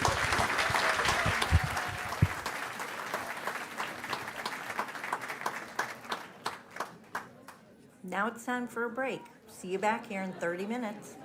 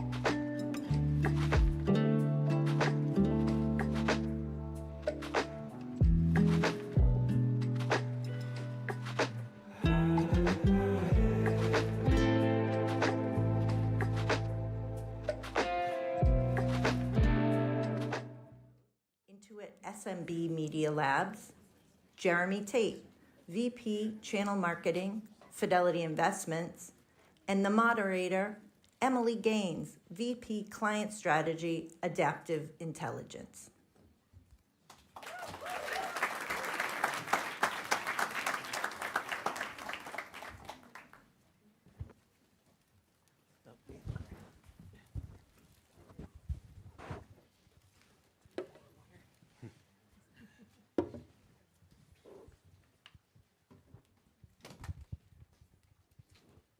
Hi, everyone. Welcome back.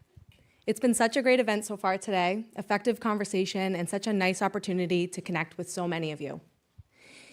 I'm excited to keep that momentum going with this afternoon's panel, which dives into one of the most important shifts happening in marketing right now, the evolution of B2B media and advertising. As we all know, the line between B2B and B2C is no longer as clear as it once was. Buyers expect the same level of personalization, creativity, and impact in their professional lives as they do their consumer lives. That leaves B2B marketers, agencies, and media companies rethinking how they approach media investments, account-based strategies, data, and creative execution. Today, we've brought together 3 leaders who are at the forefront of that transformation. And together, we'll explore how first-party data, innovative media strategies, and fresh approaches to creativity are driving growth and shaping the future of B2B marketing. Please join me in welcoming our panelists. To get started, I'd love for each of you to just tell me a little bit about yourselves. I can start. Hi, my name is Amy Grusella, SVP of Strategy at MarketBridge. So we are a full-service agency. We mostly focus on B2B. And I lead our team of demand strategy experts, really focused on account-based marketing, demand creation, and then a media team that does all of our media buying and execution. Nice to meet you. I'm Dave Roggio. I'm the Vice President of Intuit SMB Media Labs. And for those of you that may not be familiar with Media Labs, because we are relatively new, it is a new offering of media and data services that allow advertisers to directly reach our QuickBooks small business customer base through paid media channels. Prior to that, I had led all growth and acquisition for QuickBooks, is where I learned how incredibly difficult it is to find a small business owner with paid channels, and kind of was the birth of the idea. Jeremy Tate, glad to be here today. So I work as part of the internal media team at Fidelity Investments. My team, some of them are here today. Thank you guys.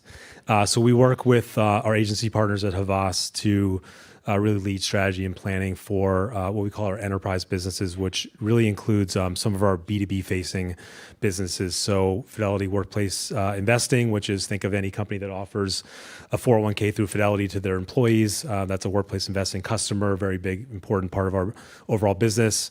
Fidelity Institutional, which is where we market our kind of platforms and our investment products through to financial advisors for their customers. And so it's a really interesting and dynamic space that we work in, and it's a lot of fun too. Thank you. For those of you who I haven't had the chance to meet yet, my name is Emily Gaines, and I'll be guiding our conversation today. I'm the Vice President of Client Strategy and Solutions at Adaptive Intelligence. Adaptive is an award-winning account-based advertising and analytics solution that maps offline data to online identifiers to produce accuracy, scale, and insights to fuel smarter B2B advertising. At Adaptive, I lead our customer service, media operations, and customer success teams. My focus is on ensuring every client engagement delivers measurable impact and strengthens long-term partnerships. Over the past decade in ad tech, I've built my career on transforming complex technology to clear, actionable strategies that drive results, working closely with brands, agencies, and publishers to align advanced targeting and deep analytics with business growth. With that, let's dive in. When you think about the biggest growth drivers right now, whether it's better use of data, more tailored creative, or sharper media strategies, what's proving most impactful? Want to Sure. start? Yeah. Really all the above. You know, the principles of marketing, right place, right person, right time is critically important in B2B. You know, the buyer operates in a very different way. You know, a B2B purchase can be months, years long. Buyers aren't in market all the time, but you have to be in front of them and top of mind for a buyer when that need arises. So we really believe that it's a combination of using data in a smart way. So, how do we be resourceful around first-party data? What do we know about our customers today? What do we not know about them? And how can we kind of complement that with other sources? It's about the creative messaging. We have the good fortune of having our creative kind of work in-house at Fidelity as well. So we have a lot of opportunity to sync up on how we're developing media strategies and channel strategies along with the messaging strategy. And we look at research. We've Dentsu actually released some interesting research last year saying that for the first time ever, personal decision factors actually outweigh kind of professional or rational business decision factors when making a B2B purchase. So it's so important that the creative messaging is also really tapping into that emotion that we try to do in B2C as well. So Yeah, and just to add to that, almost all of our clients are really doing account-based marketing strategies for that very reason. We can get super personalized, connect with them emotionally from an account perspective, but also we still understand that even at the account level, which is what we focus on a lot with B2B, we're really bridging that in how we think about consumer behaviors as well, and then trying to really work to connect on a personal level. So we are seeing advancements, and we've been using intent modeling for years on the account perspective. That's now coming to light in terms of those individual digital identifiers for specific people to really understand what a user is searching for, and being able to tailor, especially with the advances of AI, being able to tailor that message and personalized approach to those people, to those cohorts of buying groups that are making business decisions. It's, again, very different from B2C in that it happens at a very long time in the buying cycle. We are not transactional in the way of kind of making those immediate purchase behaviors happen, but we need to build that trust, build that credibility, and tap into those emotions that any buyer's having, even on the B2B level, and that's what we really see moving the needle today. ABM is giving us much bigger deal sizes for our clients. So when you kind of mention what is moving the needle and driving results for clients, we are seeing that happen in terms of those bigger deals and shorter sales cycles.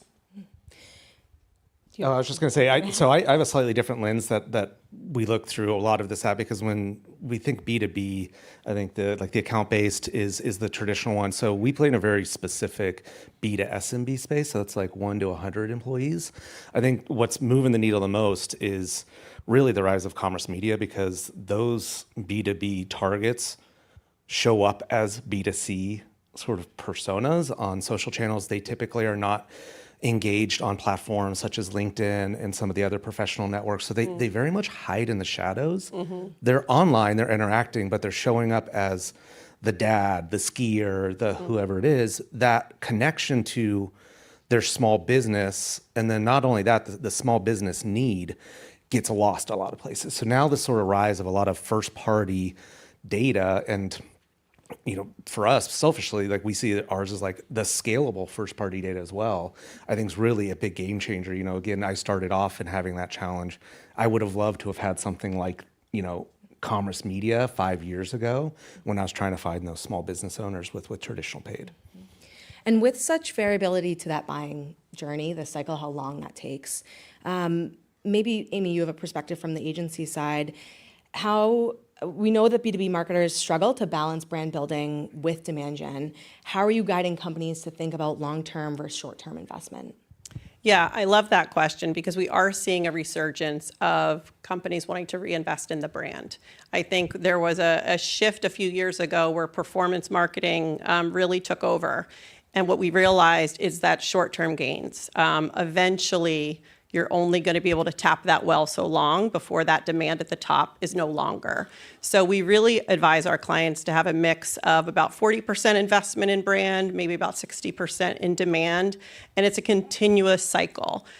We leverage a lot of platforms today that are able to give us data insights to let us know where brands are in their buying journey, whether that's from overall kind of intent body signals, but really towards, are they interacting with our brand? Are they aware of our brand?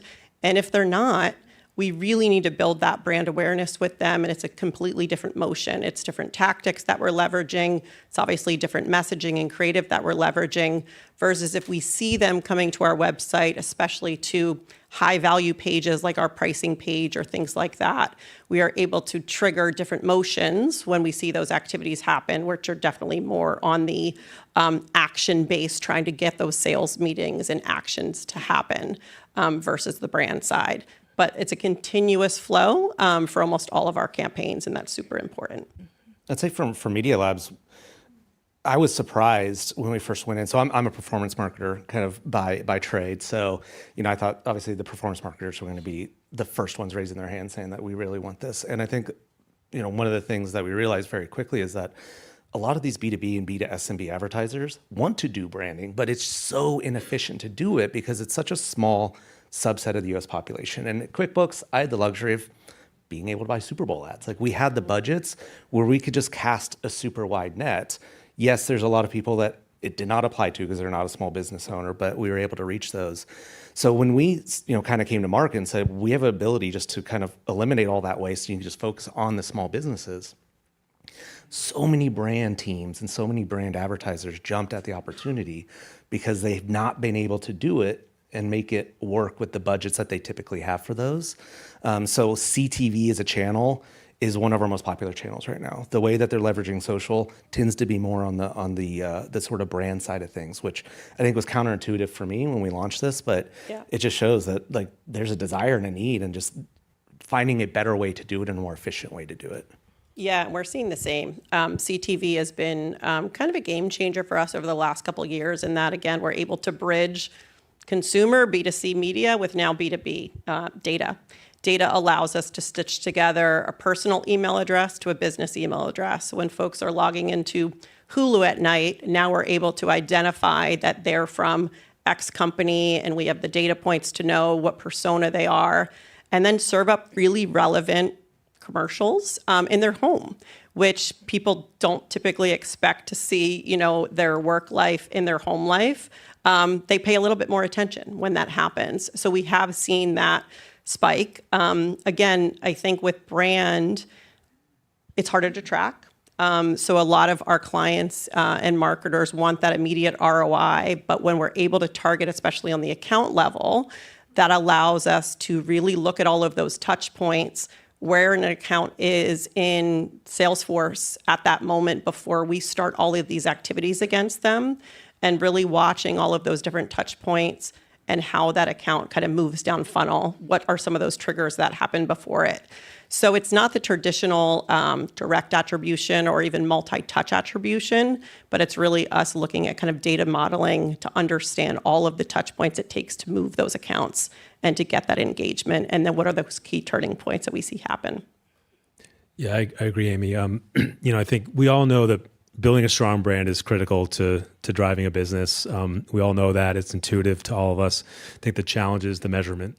How do you ensure those brand dollars you put into market are driving revenue or driving leads? What kind of measurement systems are you using to prove that out over the long term?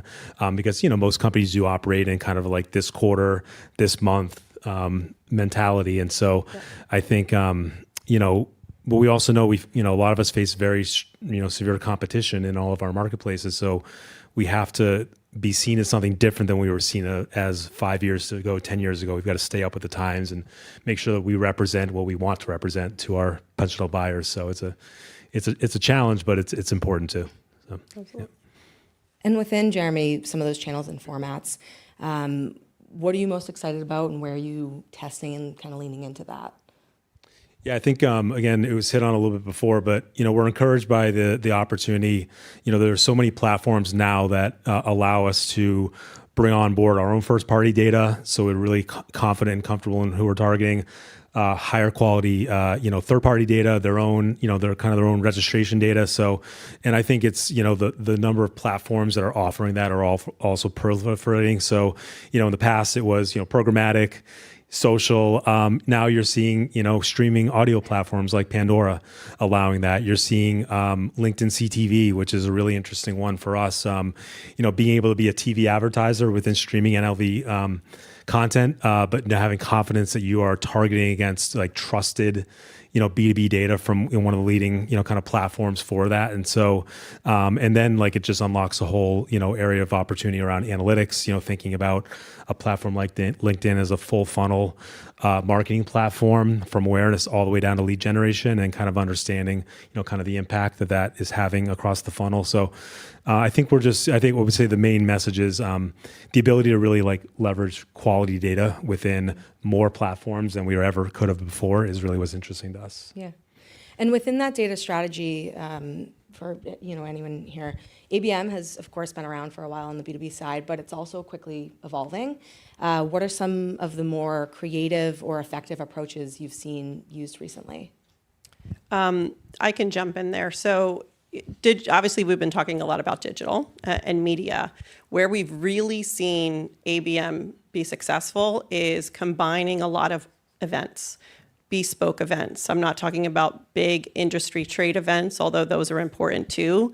But we worked really closely with sales teams and event teams at our in-house clients to make sure we're syncing up and doing custom 10-person dinners, road shows across cities, really unique experiences that people can connect and making them very exclusive. So inviting, 6 CMOs to a dinner conversation and it not being a sales pitch, but it being about them being able to kind of share experiences and you're really there as the one to bring together those minds.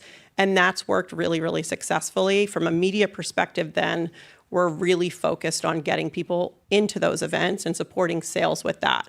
Of course, we're doing all the traditional ABM tactics, LinkedIn, display. We're talking about CTV, radio. We're doing a lot as well with outdoor, even being able to buy, traditional billboards or in-office elevator ads where folks are going every day and they're going to see your brand has been important.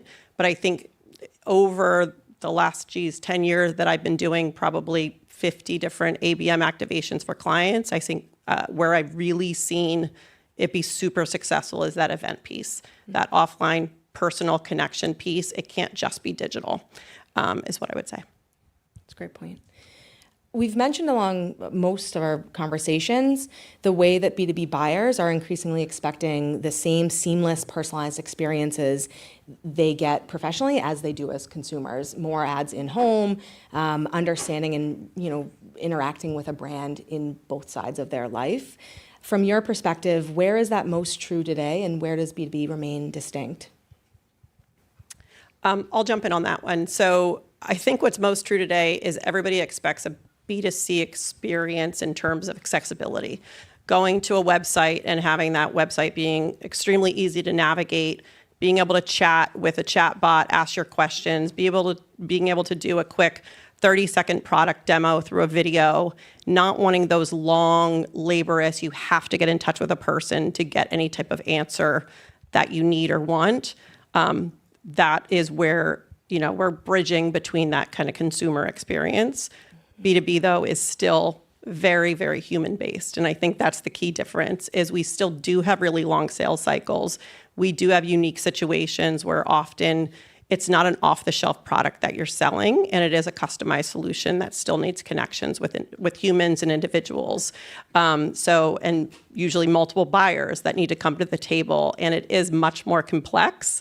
One of the reasons I love it, but it is much more of a distinct sale that still needs to happen with those marketing teams and sales teams really connecting.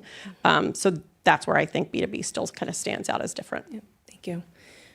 Yeah, I would just add, I think we know, again, that B2B decision makers are humans as well. They consume the same channels we all consume. We're all, in many ways, B2B decision makers. So I think what we try to think about is where do we find white space? Where do we do a lot of research around, where do our consumers, where do our cohorts spend their time? And we try to find the right way in there. So, not serving the same message in the same places, but also thinking about like what mindset is someone in when they're not maybe thinking about their job at this moment, but we're a part of the journey throughout their day. And so there's a lot of similarities, but there's some differences as well. So. Yeah, I'm really jealous if someone can actually just flip a switch in their brain when the work hours are over. Like, it's still the same person, and I'm sure they're thinking unless they're separate, yeah. then they can't do that. So yeah, exactly. Dave, on the first-party data side, we've talked a little bit about that before, and it's becoming more central with a lot of privacy changes happening as well. What are some of the effective strategies you've seen B2B marketers use to activate and scale that data? Yeah, so I think this one might be a little bit counterintuitive, but it's opening up the aperture and your targeting. So we have a very deep understanding of our customers, and I think that the natural sort of inclination of a lot of marketers is to get very, very, very specific about a specific category, an employee count size, maybe in a certain region. And what we're seeing when as you know, we're going out and having more advertisers use our data is that the sweet spot is really having a large enough target that the algorithms on the platforms have room to learn themselves as well. You can really cripple the algorithms by trying to get hyper specific. Your CPMs are going to go through the roof. You probably won't have, the best outcomes for that. So it's really that balance of, great, now there's better first party data. So you can get closer in, but don't go too far to the point where all of the other tools that are supporting the actual campaign itself stop working. And we've seen that time and time again. The more specific and hyper-focused, or creating a lot of parallel sort of hyper-focused audiences, does not give the tools enough meat to dive into and to get the feedback loop that they need and the flexibility to say, listen, this is a very enticing person, but they're also super competitive because maybe they did something on Amazon and the consumer and there's a bunch of bids against them. Mm-hmm. When you have such a small pool, the algorithm has to bid on that person because there's no one else to bid on. So it's finding that sweet spot between accuracy and scale. Mm-hmm. I also know, we know that, buying committees keep getting larger and more diverse. And I think sometimes we think we know who our target decision maker or buyer is, but I think until you cast a little bit of a wider net, you don't actually know. And so you may learn something about other job titles, other functions within a company that may be engaging with your messaging, and that just only helps your future targeting. So I think I definitely agree that we have a tendency to try to get down to the individual person and like mitigate every last impression waste, but sometimes there's opportunity to cast a little bit of a wider net to do that. Agreed. I'll just add, we leverage different channels in different ways for that. So there are some tools that we use where we can get really pinpointed on that exact human being by name, by title, see the activity of how they're engaging with our brand. But to all of your points, the scale is small. We can't spend all of our media budget, nor would we want to, on that one channel. So we often go a little bit broader with certain channels and get pinpointed really tight in other channels and have kind of that mix of breadth and depth. No sense in building a unique ABM one-to-one microsite page that you're going to get 5 visitors to. Mm-hmm. So you want to make sure, again, to kind of balance that. Post-activation of data, measurement in B2B can be notoriously tricky. What smarter approaches are you seeing adopted and proving impact to optimize campaigns? I can take that first. So as I said earlier, every marketer is tasked with driving revenue at the end of the day. And so, we see a lot of different methodologies. Any kind of like media mix modeling or attribution modeling is critical, especially in B2B, because so much of the engagement, so much of the sale happens offline. There may be an online conversion, there may be a lead gen form filled out, but ultimately it's a one-to-one relationship between a sales lead and a buyer. And, that just can't be picked up through our signal. And so, using kind of smart measurement methodologies is something, we think a lot about. I think the more intelligence we can get from sales teams about why leads don't convert. So, we think we're driving the right leads, we think we're targeting the right way, but, what are they hearing from sales calls that is telling us that we need to refine? Someone's not ready in market yet. Someone doesn't have the right revenue band. They're not in the right category. And so I think the more intelligence we get from the sales teams and the sales funnel just only helps us feed that back into our targeting and our media. Yeah. Yeah, we're as a new provider out there, for us, it's really important to show the value of the data.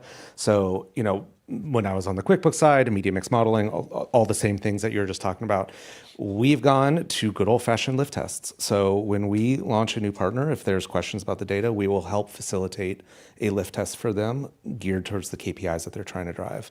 And that's good for us because it gives us case study type material that's pretty definitive. But I think a lot of times with all the AI and modeling that's out there, people forget there are some binary ways to say for sure if something's working or not working. Now, you can't run your entire campaign in perpetuity via lift tests, but it is good point in time data that if you're trying a new tactic, if you're trying a new strategy, you can get a pretty clean read on if that is showing green shoots or if it's just outright working for you. So we've kind of defaulted to brand lift studies. We do some geo lift studies, those types of things for our clients that, again, prove out the value of the data and are able to be something that we can collectively point at and say, this is working really well. Now let's apply it, nationally or however we set up the test. Yeah. At Adaptive, we see something similar to what you're both mentioning, where connecting insights to the sales team, especially with a complicated buying journey, becomes key. And I think that supports a really good full funnel approach that lets you layer in some pieces of strategies that are hyper targeted with others that maybe you're moving past to the buying committee instead of just that one person. And so, we see that as well. As we look to the future, how do you see AI impacting the future of B2B media in planning, execution, or optimization? Everything, all of the above. AI is affecting absolutely everything that we're doing today, and obviously at lightning speed. So, with planning, we're obviously going to get better insights, better intent, better models that we haven't had before. On the execution side, we're able to do testing at a much quicker scale, and that's going to come through in terms of what we're able to optimize. I think what we're seeing huge impacts for our clients right now is generative search. We are starting to see kind of the no-click behaviors having big impacts in terms of all of the AI summaries, and you don't really need to click on websites anymore to get the information that you're trying to gather. So that's going to be a big change that we are now working to respond to by making sure our clients are showing up high in those generative search answers.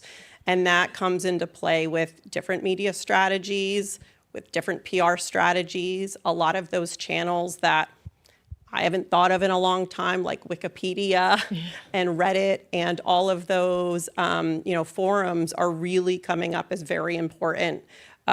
Tier 1 media partners. So a lot of the work that we'll do, and we have been doing the last few years, is if you can't get PR hits on a Forbes or a Bloomberg, paid articles are going to help to contribute to those LLMs and those answers.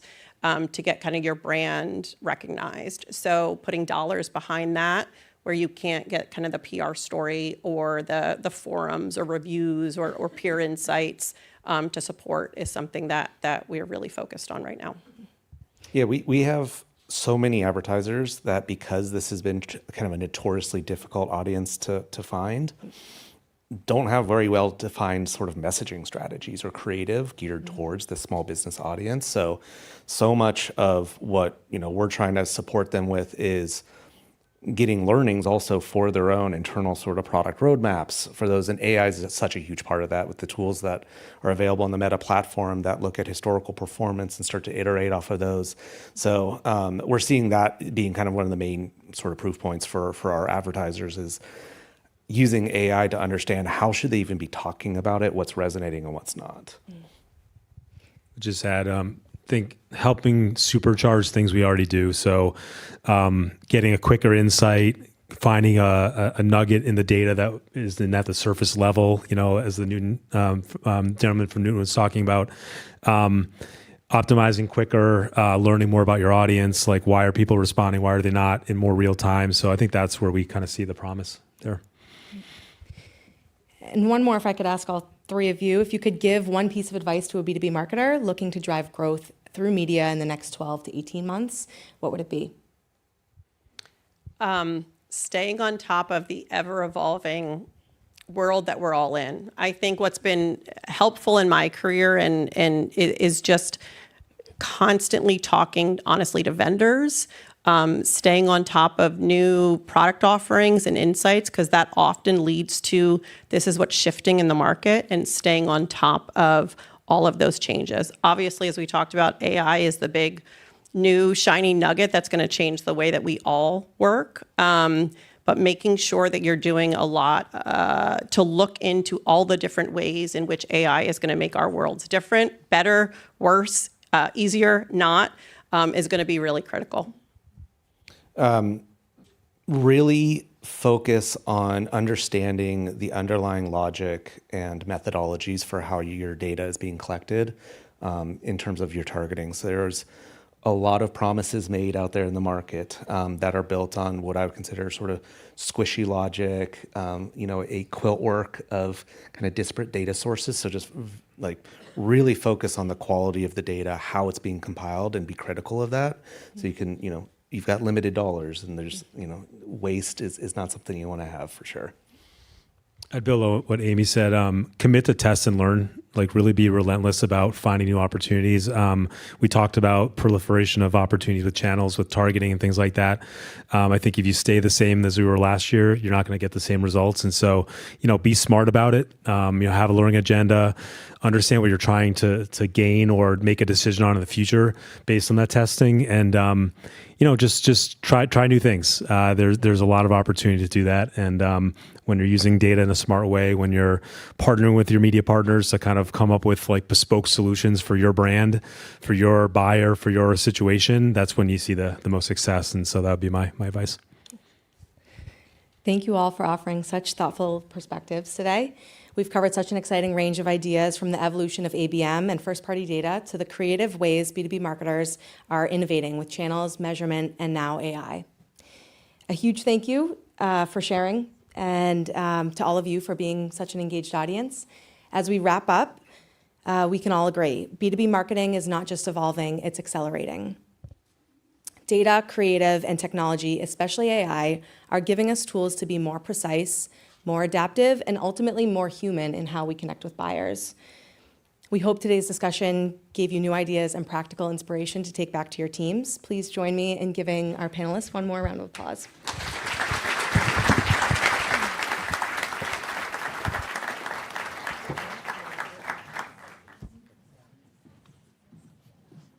Please welcome our final panel of the day, led by moderator Megan Schutz, VP Client Partnerships, NBC Universal, Amy Rosenfield, SVP Olympic and Paralympic Production, NBC Universal, and Jess Dashner, Director of Media Strategy and Operations, Gupta Media. Hello, everyone. The bar opened early. Do you see what's happening? Can you guys hear me? Oh, there we go. I know, I guess I should make the obligatory joke that we're the only ones in between you guys and the open bar. So we'll, obligatory laughter. We'll keep this moving. We'll do some quick introductions, then jump right in. I'm Megan Schutz. I work at NBC Universal. I'm the VP of Client Partnerships. I work on a number of national clients who advertise across our properties, everything from Today Show to Bravo to Peacock to The Tonight Show to sports, and a property that's very timely we're going to talk a little bit about today, which is the Olympics. Hi, how are you guys? Amy Rosenfeld. I work in production of the Olympics and Paralympics for NBC Sports. So as my late mother would say, what's a producer? When you turn on your device, you actually will see things happening, people moving, catching things, throwing things. I'm one of the architects of what you see when you turn on your device. And hello, everyone. I'm Jess Dashner from Gupta Media. I'm our Director of Media Strategy and Operations, and I've been there for the past 17 years as of tomorrow, my Guptaversary, as we like to call it. And thank you.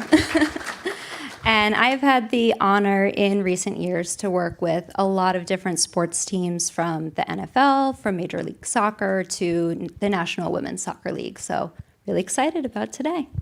Okay, great. We'll start with a question for both of you, pretty open-ended, but how do you define innovation when it comes to sports media and marketing today? Sure, I can kick us off. So I think I want to start by thinking about how the way we're consuming sports is evolving. You know, it's changed a lot in recent years, from the way we measure how we're consuming sports to the role that different athletes play in supporting the success of their teams to really the sports themselves. You know, we have so many emerging sports, so many women's sports coming to the forefront. Things are just moving at a really rapid pace. And you see the same thing on the advertising side. So the way that we can support our sports efforts on the advertising sides are evolving from, you know, interactive ads in places that in the past have not been so interactive, like connected TV and out of home, to the way that we're able to target audiences, which are becoming a lot more intent-based and a lot more context-based, and therefore more powerful. So, speaking as someone who's in neither sales nor marketing, which, by the way, you guys use so many abbreviations. I kept leaning over to Megan and being like, what's an MMM? What's a DSP? B2B, I know, but that was like the extent of it. So it's overwhelming. Anyway, innovation. So there's a couple of things. One, with something like the Olympics, you need to be something for everyone. And I think one of the things that NBC did a good job in terms of evolving. It used to be, we're going to hold back results, right? Like Simone Biles won gold in the vault, but we're not going to tell you. Like, we're going to hold that for hours and hours and hours. That's just not plausible anymore. So one innovation was just flood everybody with everything, let them make their own choices. If you're 12, maybe you want like highlights or you want something short. If you're 80, maybe you want like long form storytelling. So one of the challenges was how to be something for, you want fencing all day? Here you go. Here's Peacock. Have at it fencing. You have a very short attention span. You don't want to work that hard. Here's Gold Zone. You sit back and we'll spin out whatever is the most important thing, and you just sit back and have it wash over you. I think the other element of innovation, I say this is the producer, who used to hide under her desk when the sales and marketing people would come over, is that it's not good enough to just have a 30-second commercial. Just this morning, I was watching YouTube, and I'm watching that countdown when I can skip the ad. So it's not good enough to just be a 30-second commercial, even though we make a lot of money on primetime with those. But how do we find smart ways to combine whatever brand, whatever their message is, which something that's authentic to advancing the viewer's experience? When we get in the way of your experience watching a sporting event, we have failed. So how do we mesh your needs with the ability to document the game? Right, and that's great for viewers, but also for marketers who are looking to like access, content within the Olympics. Having that much content, that much storytelling gives new ways in as well. So for both of you, which trends, whether it's consumer behavior, technology, business models, are driving the biggest shifts in terms of how sports is created and consumed? Yeah, so on the sports and live events side in general, we've seen a lot of changes in the last 5 years. We had COVID, which blew up a lot of things, but it definitely blew up live events and sports, and we came back from that in a really big way.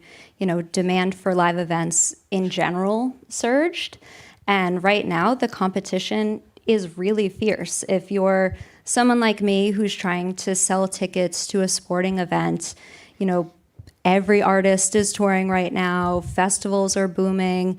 Even just looking at live sports alone, you have expansion teams, you have, like the rise of emerging sports and women's sports, like I mentioned earlier. So the competition is fierce out there, and you're also competing with yourself in a way. You're competing with people who would much rather just watch sports on their TV, exactly, or on their phone, or out at a bar, or the people who aren't even planning to watch live. I mean, people watch highlights, they watch clips on YouTube, on TikTok, on X, wherever they may choose. So really, it's great if you're a sports fan, but if you're trying to sell something like tickets, there's a lot of competition for people's time out there.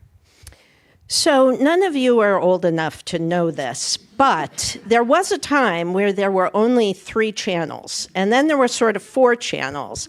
Well, technology means that we can give you so many different options as a companion to whatever the event is. So from the standpoint of technology and evolving, I think one element is when you look at the capabilities of streaming, we can have, you can have the behind the scenes camera. You can have an entire football game from a camera that's dangling in the sky.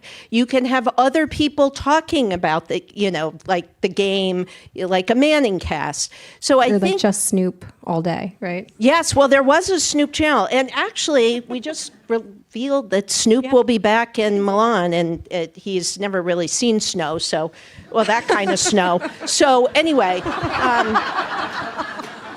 I don't get it. Oh. So in any event, technology, so the other element of innovation that I think is critically important, which hopefully, your brands are embracing, is the idea that everybody wants data. So we talked about data, analyzing what an audience wants, analyzing what a consumer wants. There is this component, I don't know how many of you are wearing an Apple Watch or an Oura Ring or Superhuman or whatever, and you can see what your pH level is at every moment, but people want to get that next level of the athlete. And so I think the second part to this is just technology for innovation gives you more information about what these athletes are doing. And as it comes to the Winter Olympics, I mean, this is a Boston crowd, so you understand snow sports, but most people have no idea what curling is. Most people don't know what biathlon is. People don't know what it's like to be on a snowboard and go off, like a 300-foot jump or whatever. So we are applying technology to give relatable awe. So if I can say to you, Megan's heartbeat before she dropped into the pipe on her snowboard was 115 beats, and yours was 130 going, up a flight of stairs. You're like, wow, that's really cool. So those are ways that we are trying to give you more meat on the bone to try to enjoy and appreciate these sometimes crazy sports. That wasn't my heartbeat before starting this panel. My mom said to How's talk. your pH my mom level? said Is it to good? talk slowly. Okay, this one. Sorry, back to Amy for this one. But just given your expertise, can you share some examples of marketing partnerships that are blending culture and technology? Tell us about the flying cars. Oh, okay. So we're Milan Cortinas in February, Winter Olympics, but all signs are pointing to LA 28, which will be a monster, huge, giant event, a million different sports they're competing in. So we've been trying to figure out, of course, our sales and marketing colleagues come and say, hey, here's Starbucks. What are you doing with Starbucks? It's not good enough to just have a mug on the desk. Okay, so there is a company called Archer that they are going to do flying taxis. So again, not to date myself, but the Jetsons, those cars that flew around, that's what they're going to do. And the FAA is like putting them right, go for it. So that's a way to get around LA. Well, sales and marketing said, what are you going to do with Archer? Okay, well, we love aerial coverage. It is terrific to get those, approach the stadium. Or maybe there's a sport like marathon where they're running through the trees and you can't really see much and a helicopter doesn't help you. I said, can we mount a camera on the nose of this Archer thing? Hope that doesn't impact how it flies. And it's a natural, so your brand is out there, but you are helping me advance the viewer's experience. If we've got mountain biking that's roaming through Los Angeles, and I can have a nose mount camera on this Archer, and if we happen to show the little flying taxi, sure, that's great. But you, Archer, are helping me advance the viewer's experience. That's great. So Jess, for you, how do you see data, both performance and fan data, being used to create more personalized and engaging experiences? Yeah, I think this is the part where we talk about AI, probably more to come. So when it comes to AI, especially coming from a performance marketing standpoint, so far it can be an asset or it can be your tormentor, depending on where you sit on that side of the fence. But I would say from our perspective, our being the collective Gupta Media experience so far, AI has been really, really helpful when it comes to audience targeting. So pre-AI or AI as we know it now, audience targeting tended to be pretty static. It was based on a limited data set, a lot of advertiser and publisher assumptions. Now we have these massive data sets to work with. They're looking at user behavior, demographics, context, all of these things to, predict who's going to take the action that we want them to take, which is great. It certainly sounds great on paper, but these AI systems are only going to be as good as the data you feed it. So we've found that that's where first-party data comes in and becomes massively important. Is you need it to make these smart platforms actually smart and actually know who your audience is and who you need to reach. Great. Okay, so switching gears a little. So what role do platforms like TikTok and other influencer-driven strategies play in today's sports advertising landscape? Yeah, well, this has been an adjustment in my career. I had no idea what an influencer was. I had no idea what a content creator was. All I know is we had like 3 of them and suddenly they bred, and we had 20 of them in Paris, like in a back room. So ultimately, I think this gets back to you got to be something for everyone. And there, we pursued certain influencers who would have an authentic crossover into some of these areas. And I think that is this idea that everyone's running around, your phone is a camera and everyone's running around with the camera. I think it's taken a while to understand how to use that. And at first we used to put up barriers and say, oh, no, we own the Olympics. You can't be running around, with your phone. Athletes, do not post. You cannot post. We control all the highlights. Well, we realized that like some of the biggest influencers are the athletes themselves. And so by sort of like opening up, and I mean, it has been a bit of a free-for-all, but open it up and say, okay, let's partner with you. Let's do this smartly. Let's give you access that you wouldn't normally have, but not screw up your brand, not screw up, what makes you great.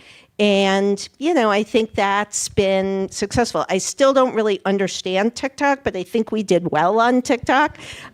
So it's just this idea of how can you morph what you're doing? Because so much of it is like, the phone is small. So how do we make compelling content, especially when you have games like a soccer game, my great love, that's very wide. So I think we're thinking about ways to manipulate the video, change camera angles so that we now can provide for an influencer or you on your phone at a wedding, and I've seen it, that you actually get a good experience, and maybe sometimes through the eyes of these, influencers. Yeah, and I mean, we're finding influencers to be massively important to our campaigns when it comes to sports.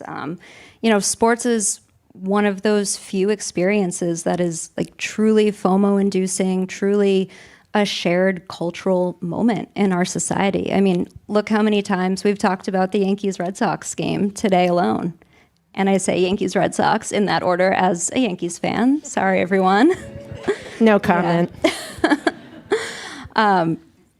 Anyway, so creators know how to tap into that kind of FOMO-inducing experience, and who better to tell you really need to be there live in person than someone whose opinion you value that much, whether you know them or not. And what's so fun about sports, it's not just what's happening on the field, it's the whole experience. It's walking into the stadium with thousands of fans who are just as excited as you are and doing the wave and, piling everything on that perfect hot dog. Like all of this gets captured by really good influencer content. And what we've seen perform the best is typically going to be, the content that really captures that energy and makes you feel like you're truly there.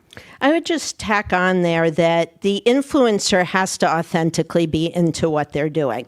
One of the reasons why Snoop really worked, he was obsessed with Olympics. In fact, we basically said to him, okay, you're going to go to Paris and you'll do like 2 things a week. Next thing you know, it would be like security would be calling from beach volleyball, Snoop just showed up. Then we would get, Snoop is at gymnastics. Well, Snoop's not supposed to be at gymnastics till tomorrow. Snoop is now at swimming. And, Snoop caused a ruckus. But he worked because he was authentically into it. And so I think it was compelling because when he's cheering from the stands, I mean, you're right. We had a whole stream that was just, where is Snoop today? It's like, where's Waldo? And he was super into it. So if you wanted to watch Snoop, watch a sporting event, you could watch that. But it worked because he was authentically into it. Yeah, I loved that soundbite from the earlier panel, authenticity and trust over reach. So I think that's a great point. And Snoop above all. Yes. And Snoop, yes, exactly. Okay, so for both of you, how are brands leaning into storytelling around athletes beyond just the competition? Yeah, I can kick us off. Atta girl. So I'll come at this more from the perspective of how teams and leagues can use athletes. So, with the popularity of YouTube Shorts and Instagram Reels and TikTok, there's all of these avenues for athletes, of any level of fame to create these really nice, like bite-sized, lo-fi pieces of content that can really help their fans get to know them. And they can be anything. They can be a day in the life, behind the scenes. They can tap into trends, anything like that. And that kind of thing works really well with organic, but it also works really, really well with paid. That's something that we've seen, especially at the top of the funnel, when really you're just trying to pique people's interests and bring them in. We've seen massive success there. So we have great sponsors. Eli Lilly, for example, is a huge sponsor of Team USA.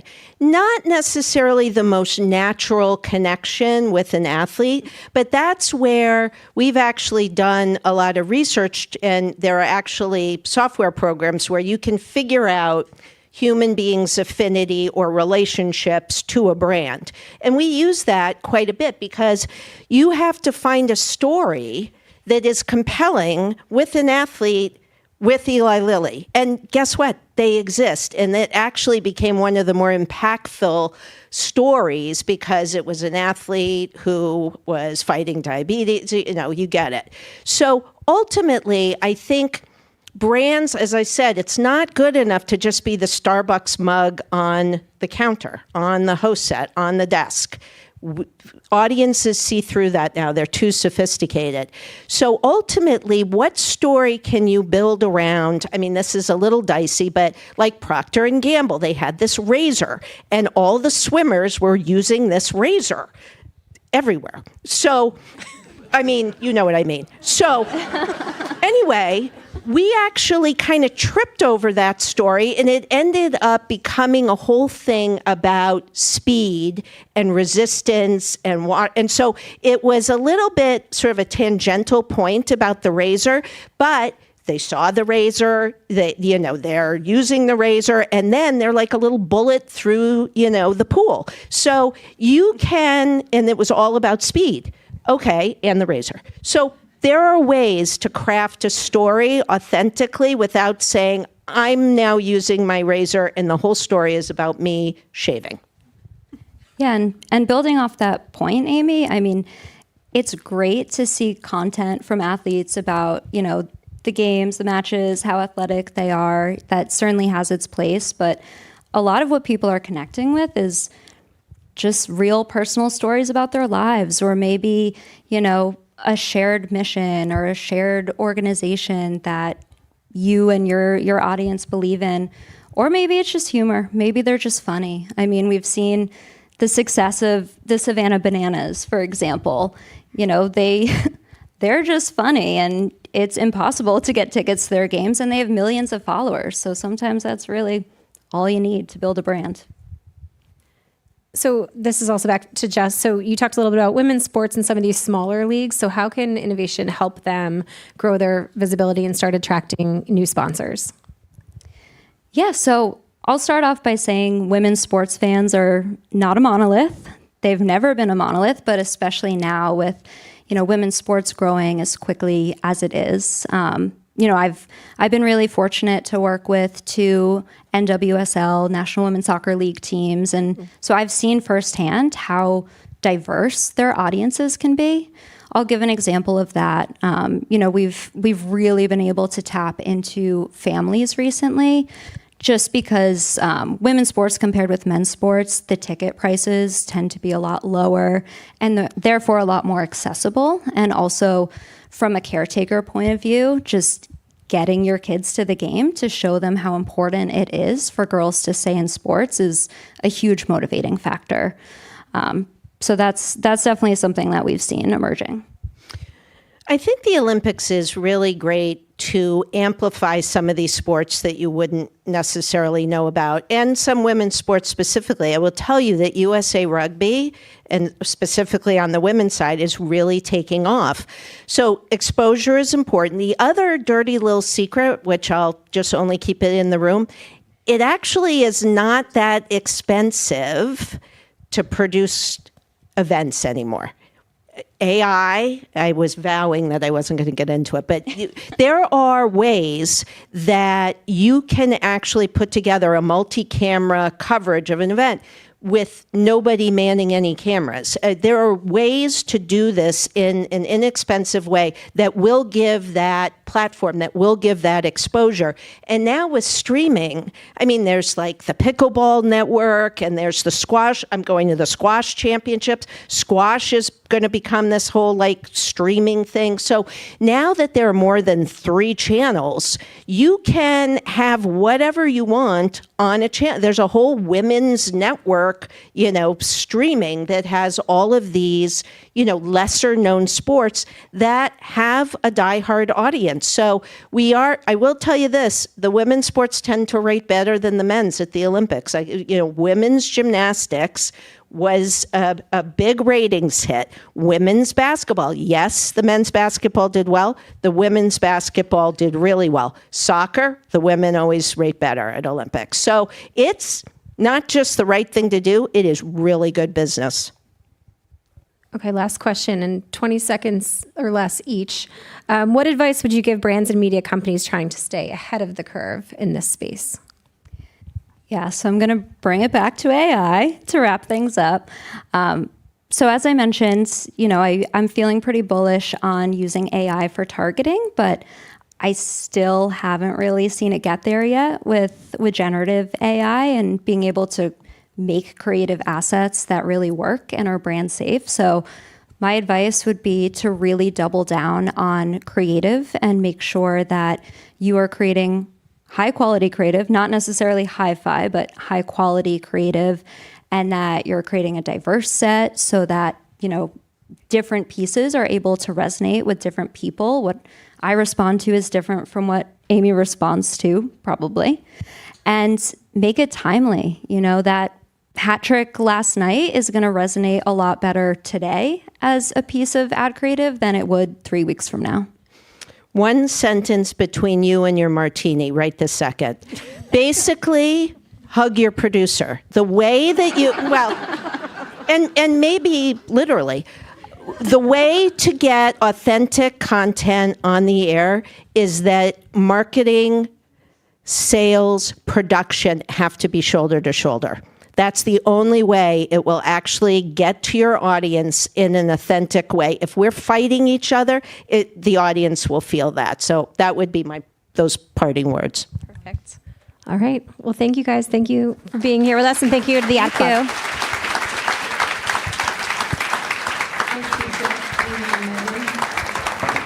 All right, I have only a couple of minutes, so just sit tight, okay? The Ad Club. You guys, thank you. I bet you all never expected when you walked in here, shaving everywhere was going to be something that you had in your head. I'm going to ask in the back if you could bring the slide up, not my name, but the sponsor slide. I want to sum up a couple of things today, and then I have an ask of you. And I will be quick because I'm the one in between the martini. This is an incredible roster of companies backed by a lot of incredible people. And I want to say thank you. I never love an event where they skip right over this slide because I don't think any of these things happen without these incredible companies who take the time and the money and the energy to participate. So I'd like you to all look at them all and say, that's a great group of people supporting this community here in this region, and I want to thank them all very, very much. I also really want to thank, I'm asked to sum up this conference, and it's just impossible because there were so many gems, including the shaving everywhere. But I would say that I think if you start at the very beginning, it was a committee that we had, and I want to thank the committee. It was a very large committee. Everybody wanted to be on this committee. And it was a large committee that really thoughtfully put a ton of topics on the whiteboard and all chose evolution of intelligence because it's something we all grapple with. I do hope that walking out of here today that there's less fear over AI, there's a lot more understanding that the data and intelligence gives us authenticity. It allows us to play around with maybe wider audiences. It allows a better experience. I also heard a lot of different speakers talk about integration with others, especially producers. And I think that that's one thing I love to talk about is community and all of us working together. So this variety of speakers brought a lot of those issues to light. I still would like to have another conference. It was on the table. It will be at some point, which is not just data evolving intelligence, but somebody talked about listen to your salespeople. There are some advances in human insight in research that are coming out, which, by the way, I'm sorry if I say this to anybody here who's been in research, but some of the consumer insight has been slow to evolve, and I'm seeing some that is coming, and I would really like to get that out because I think the data with human insight is a really powerful tool. The third thing that's really powerful is the fact that not just the committee that was so helpful, but the community. All of you coming out today, thank you. I spend a lot of time now in my role listening to the community and hearing what's on your mind, what are the themes that bubble up, what do you all need? Somebody, Elliot, you did your homework. 121 years is correct. And the ad club has evolved. I asked myself, ad club? No, none of those are relevant. I mean, it was perfect when they were at a Red Sox game with their, Manhattans. And it was a club of like 6 companies, because that's about what it was. Just at the same time, there were 3 channels. But that is not what we are. And I grapple with the name because we are neither just ads, nor do I consider us a club. And you can ask yourself, would anybody miss a trade association? I think not.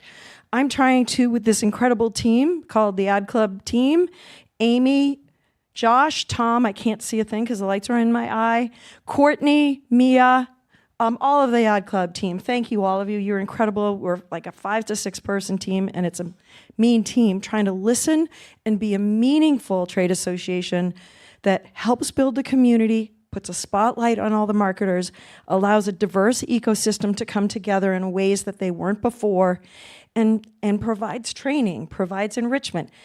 New things that we're doing are customized member plans so that you're not just picking and choosing from a menu, but you're calling us and saying, I need X, can you get it for me? Can we ideate? I need somebody to come into my C-suite and talk about the state of the business. Hey, I am really looking to meet so-and-so. Can you make a connection? If we're not doing those things for our membership in our industry, you won't miss us. But I really want the Ad Club to not, I'd like to change the name. Anybody got any ideas, shoot them over. But I would like us to be so relevant that you really feel the power of an association that's got your back and serves you.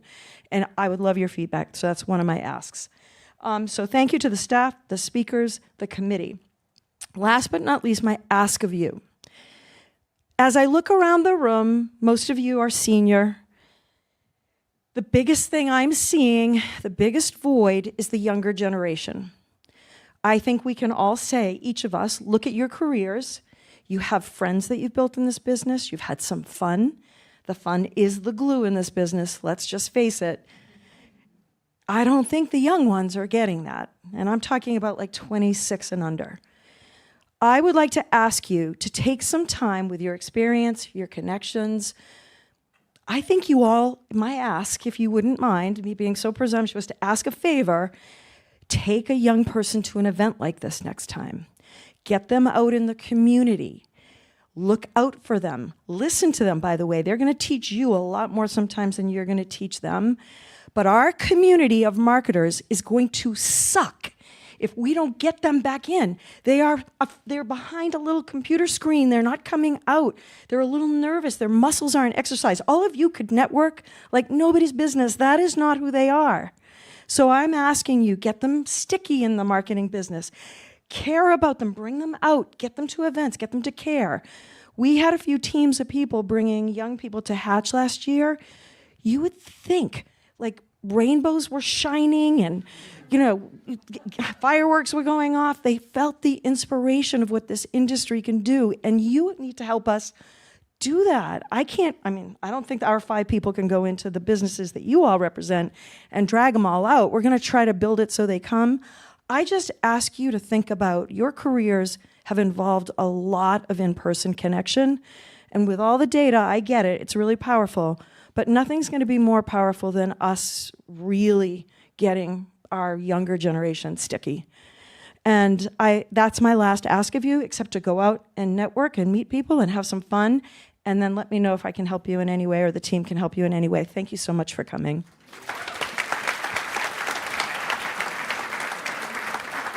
Oh, and the cocktail hour is sponsored by Path Labs. I didn't read my sign. And Hatch is October 23rd. And the Women's Leadership Forum is March 24th at Gillette Stadium. And now talk about sports. Oh, and JetBlue is the CMO event January 22nd.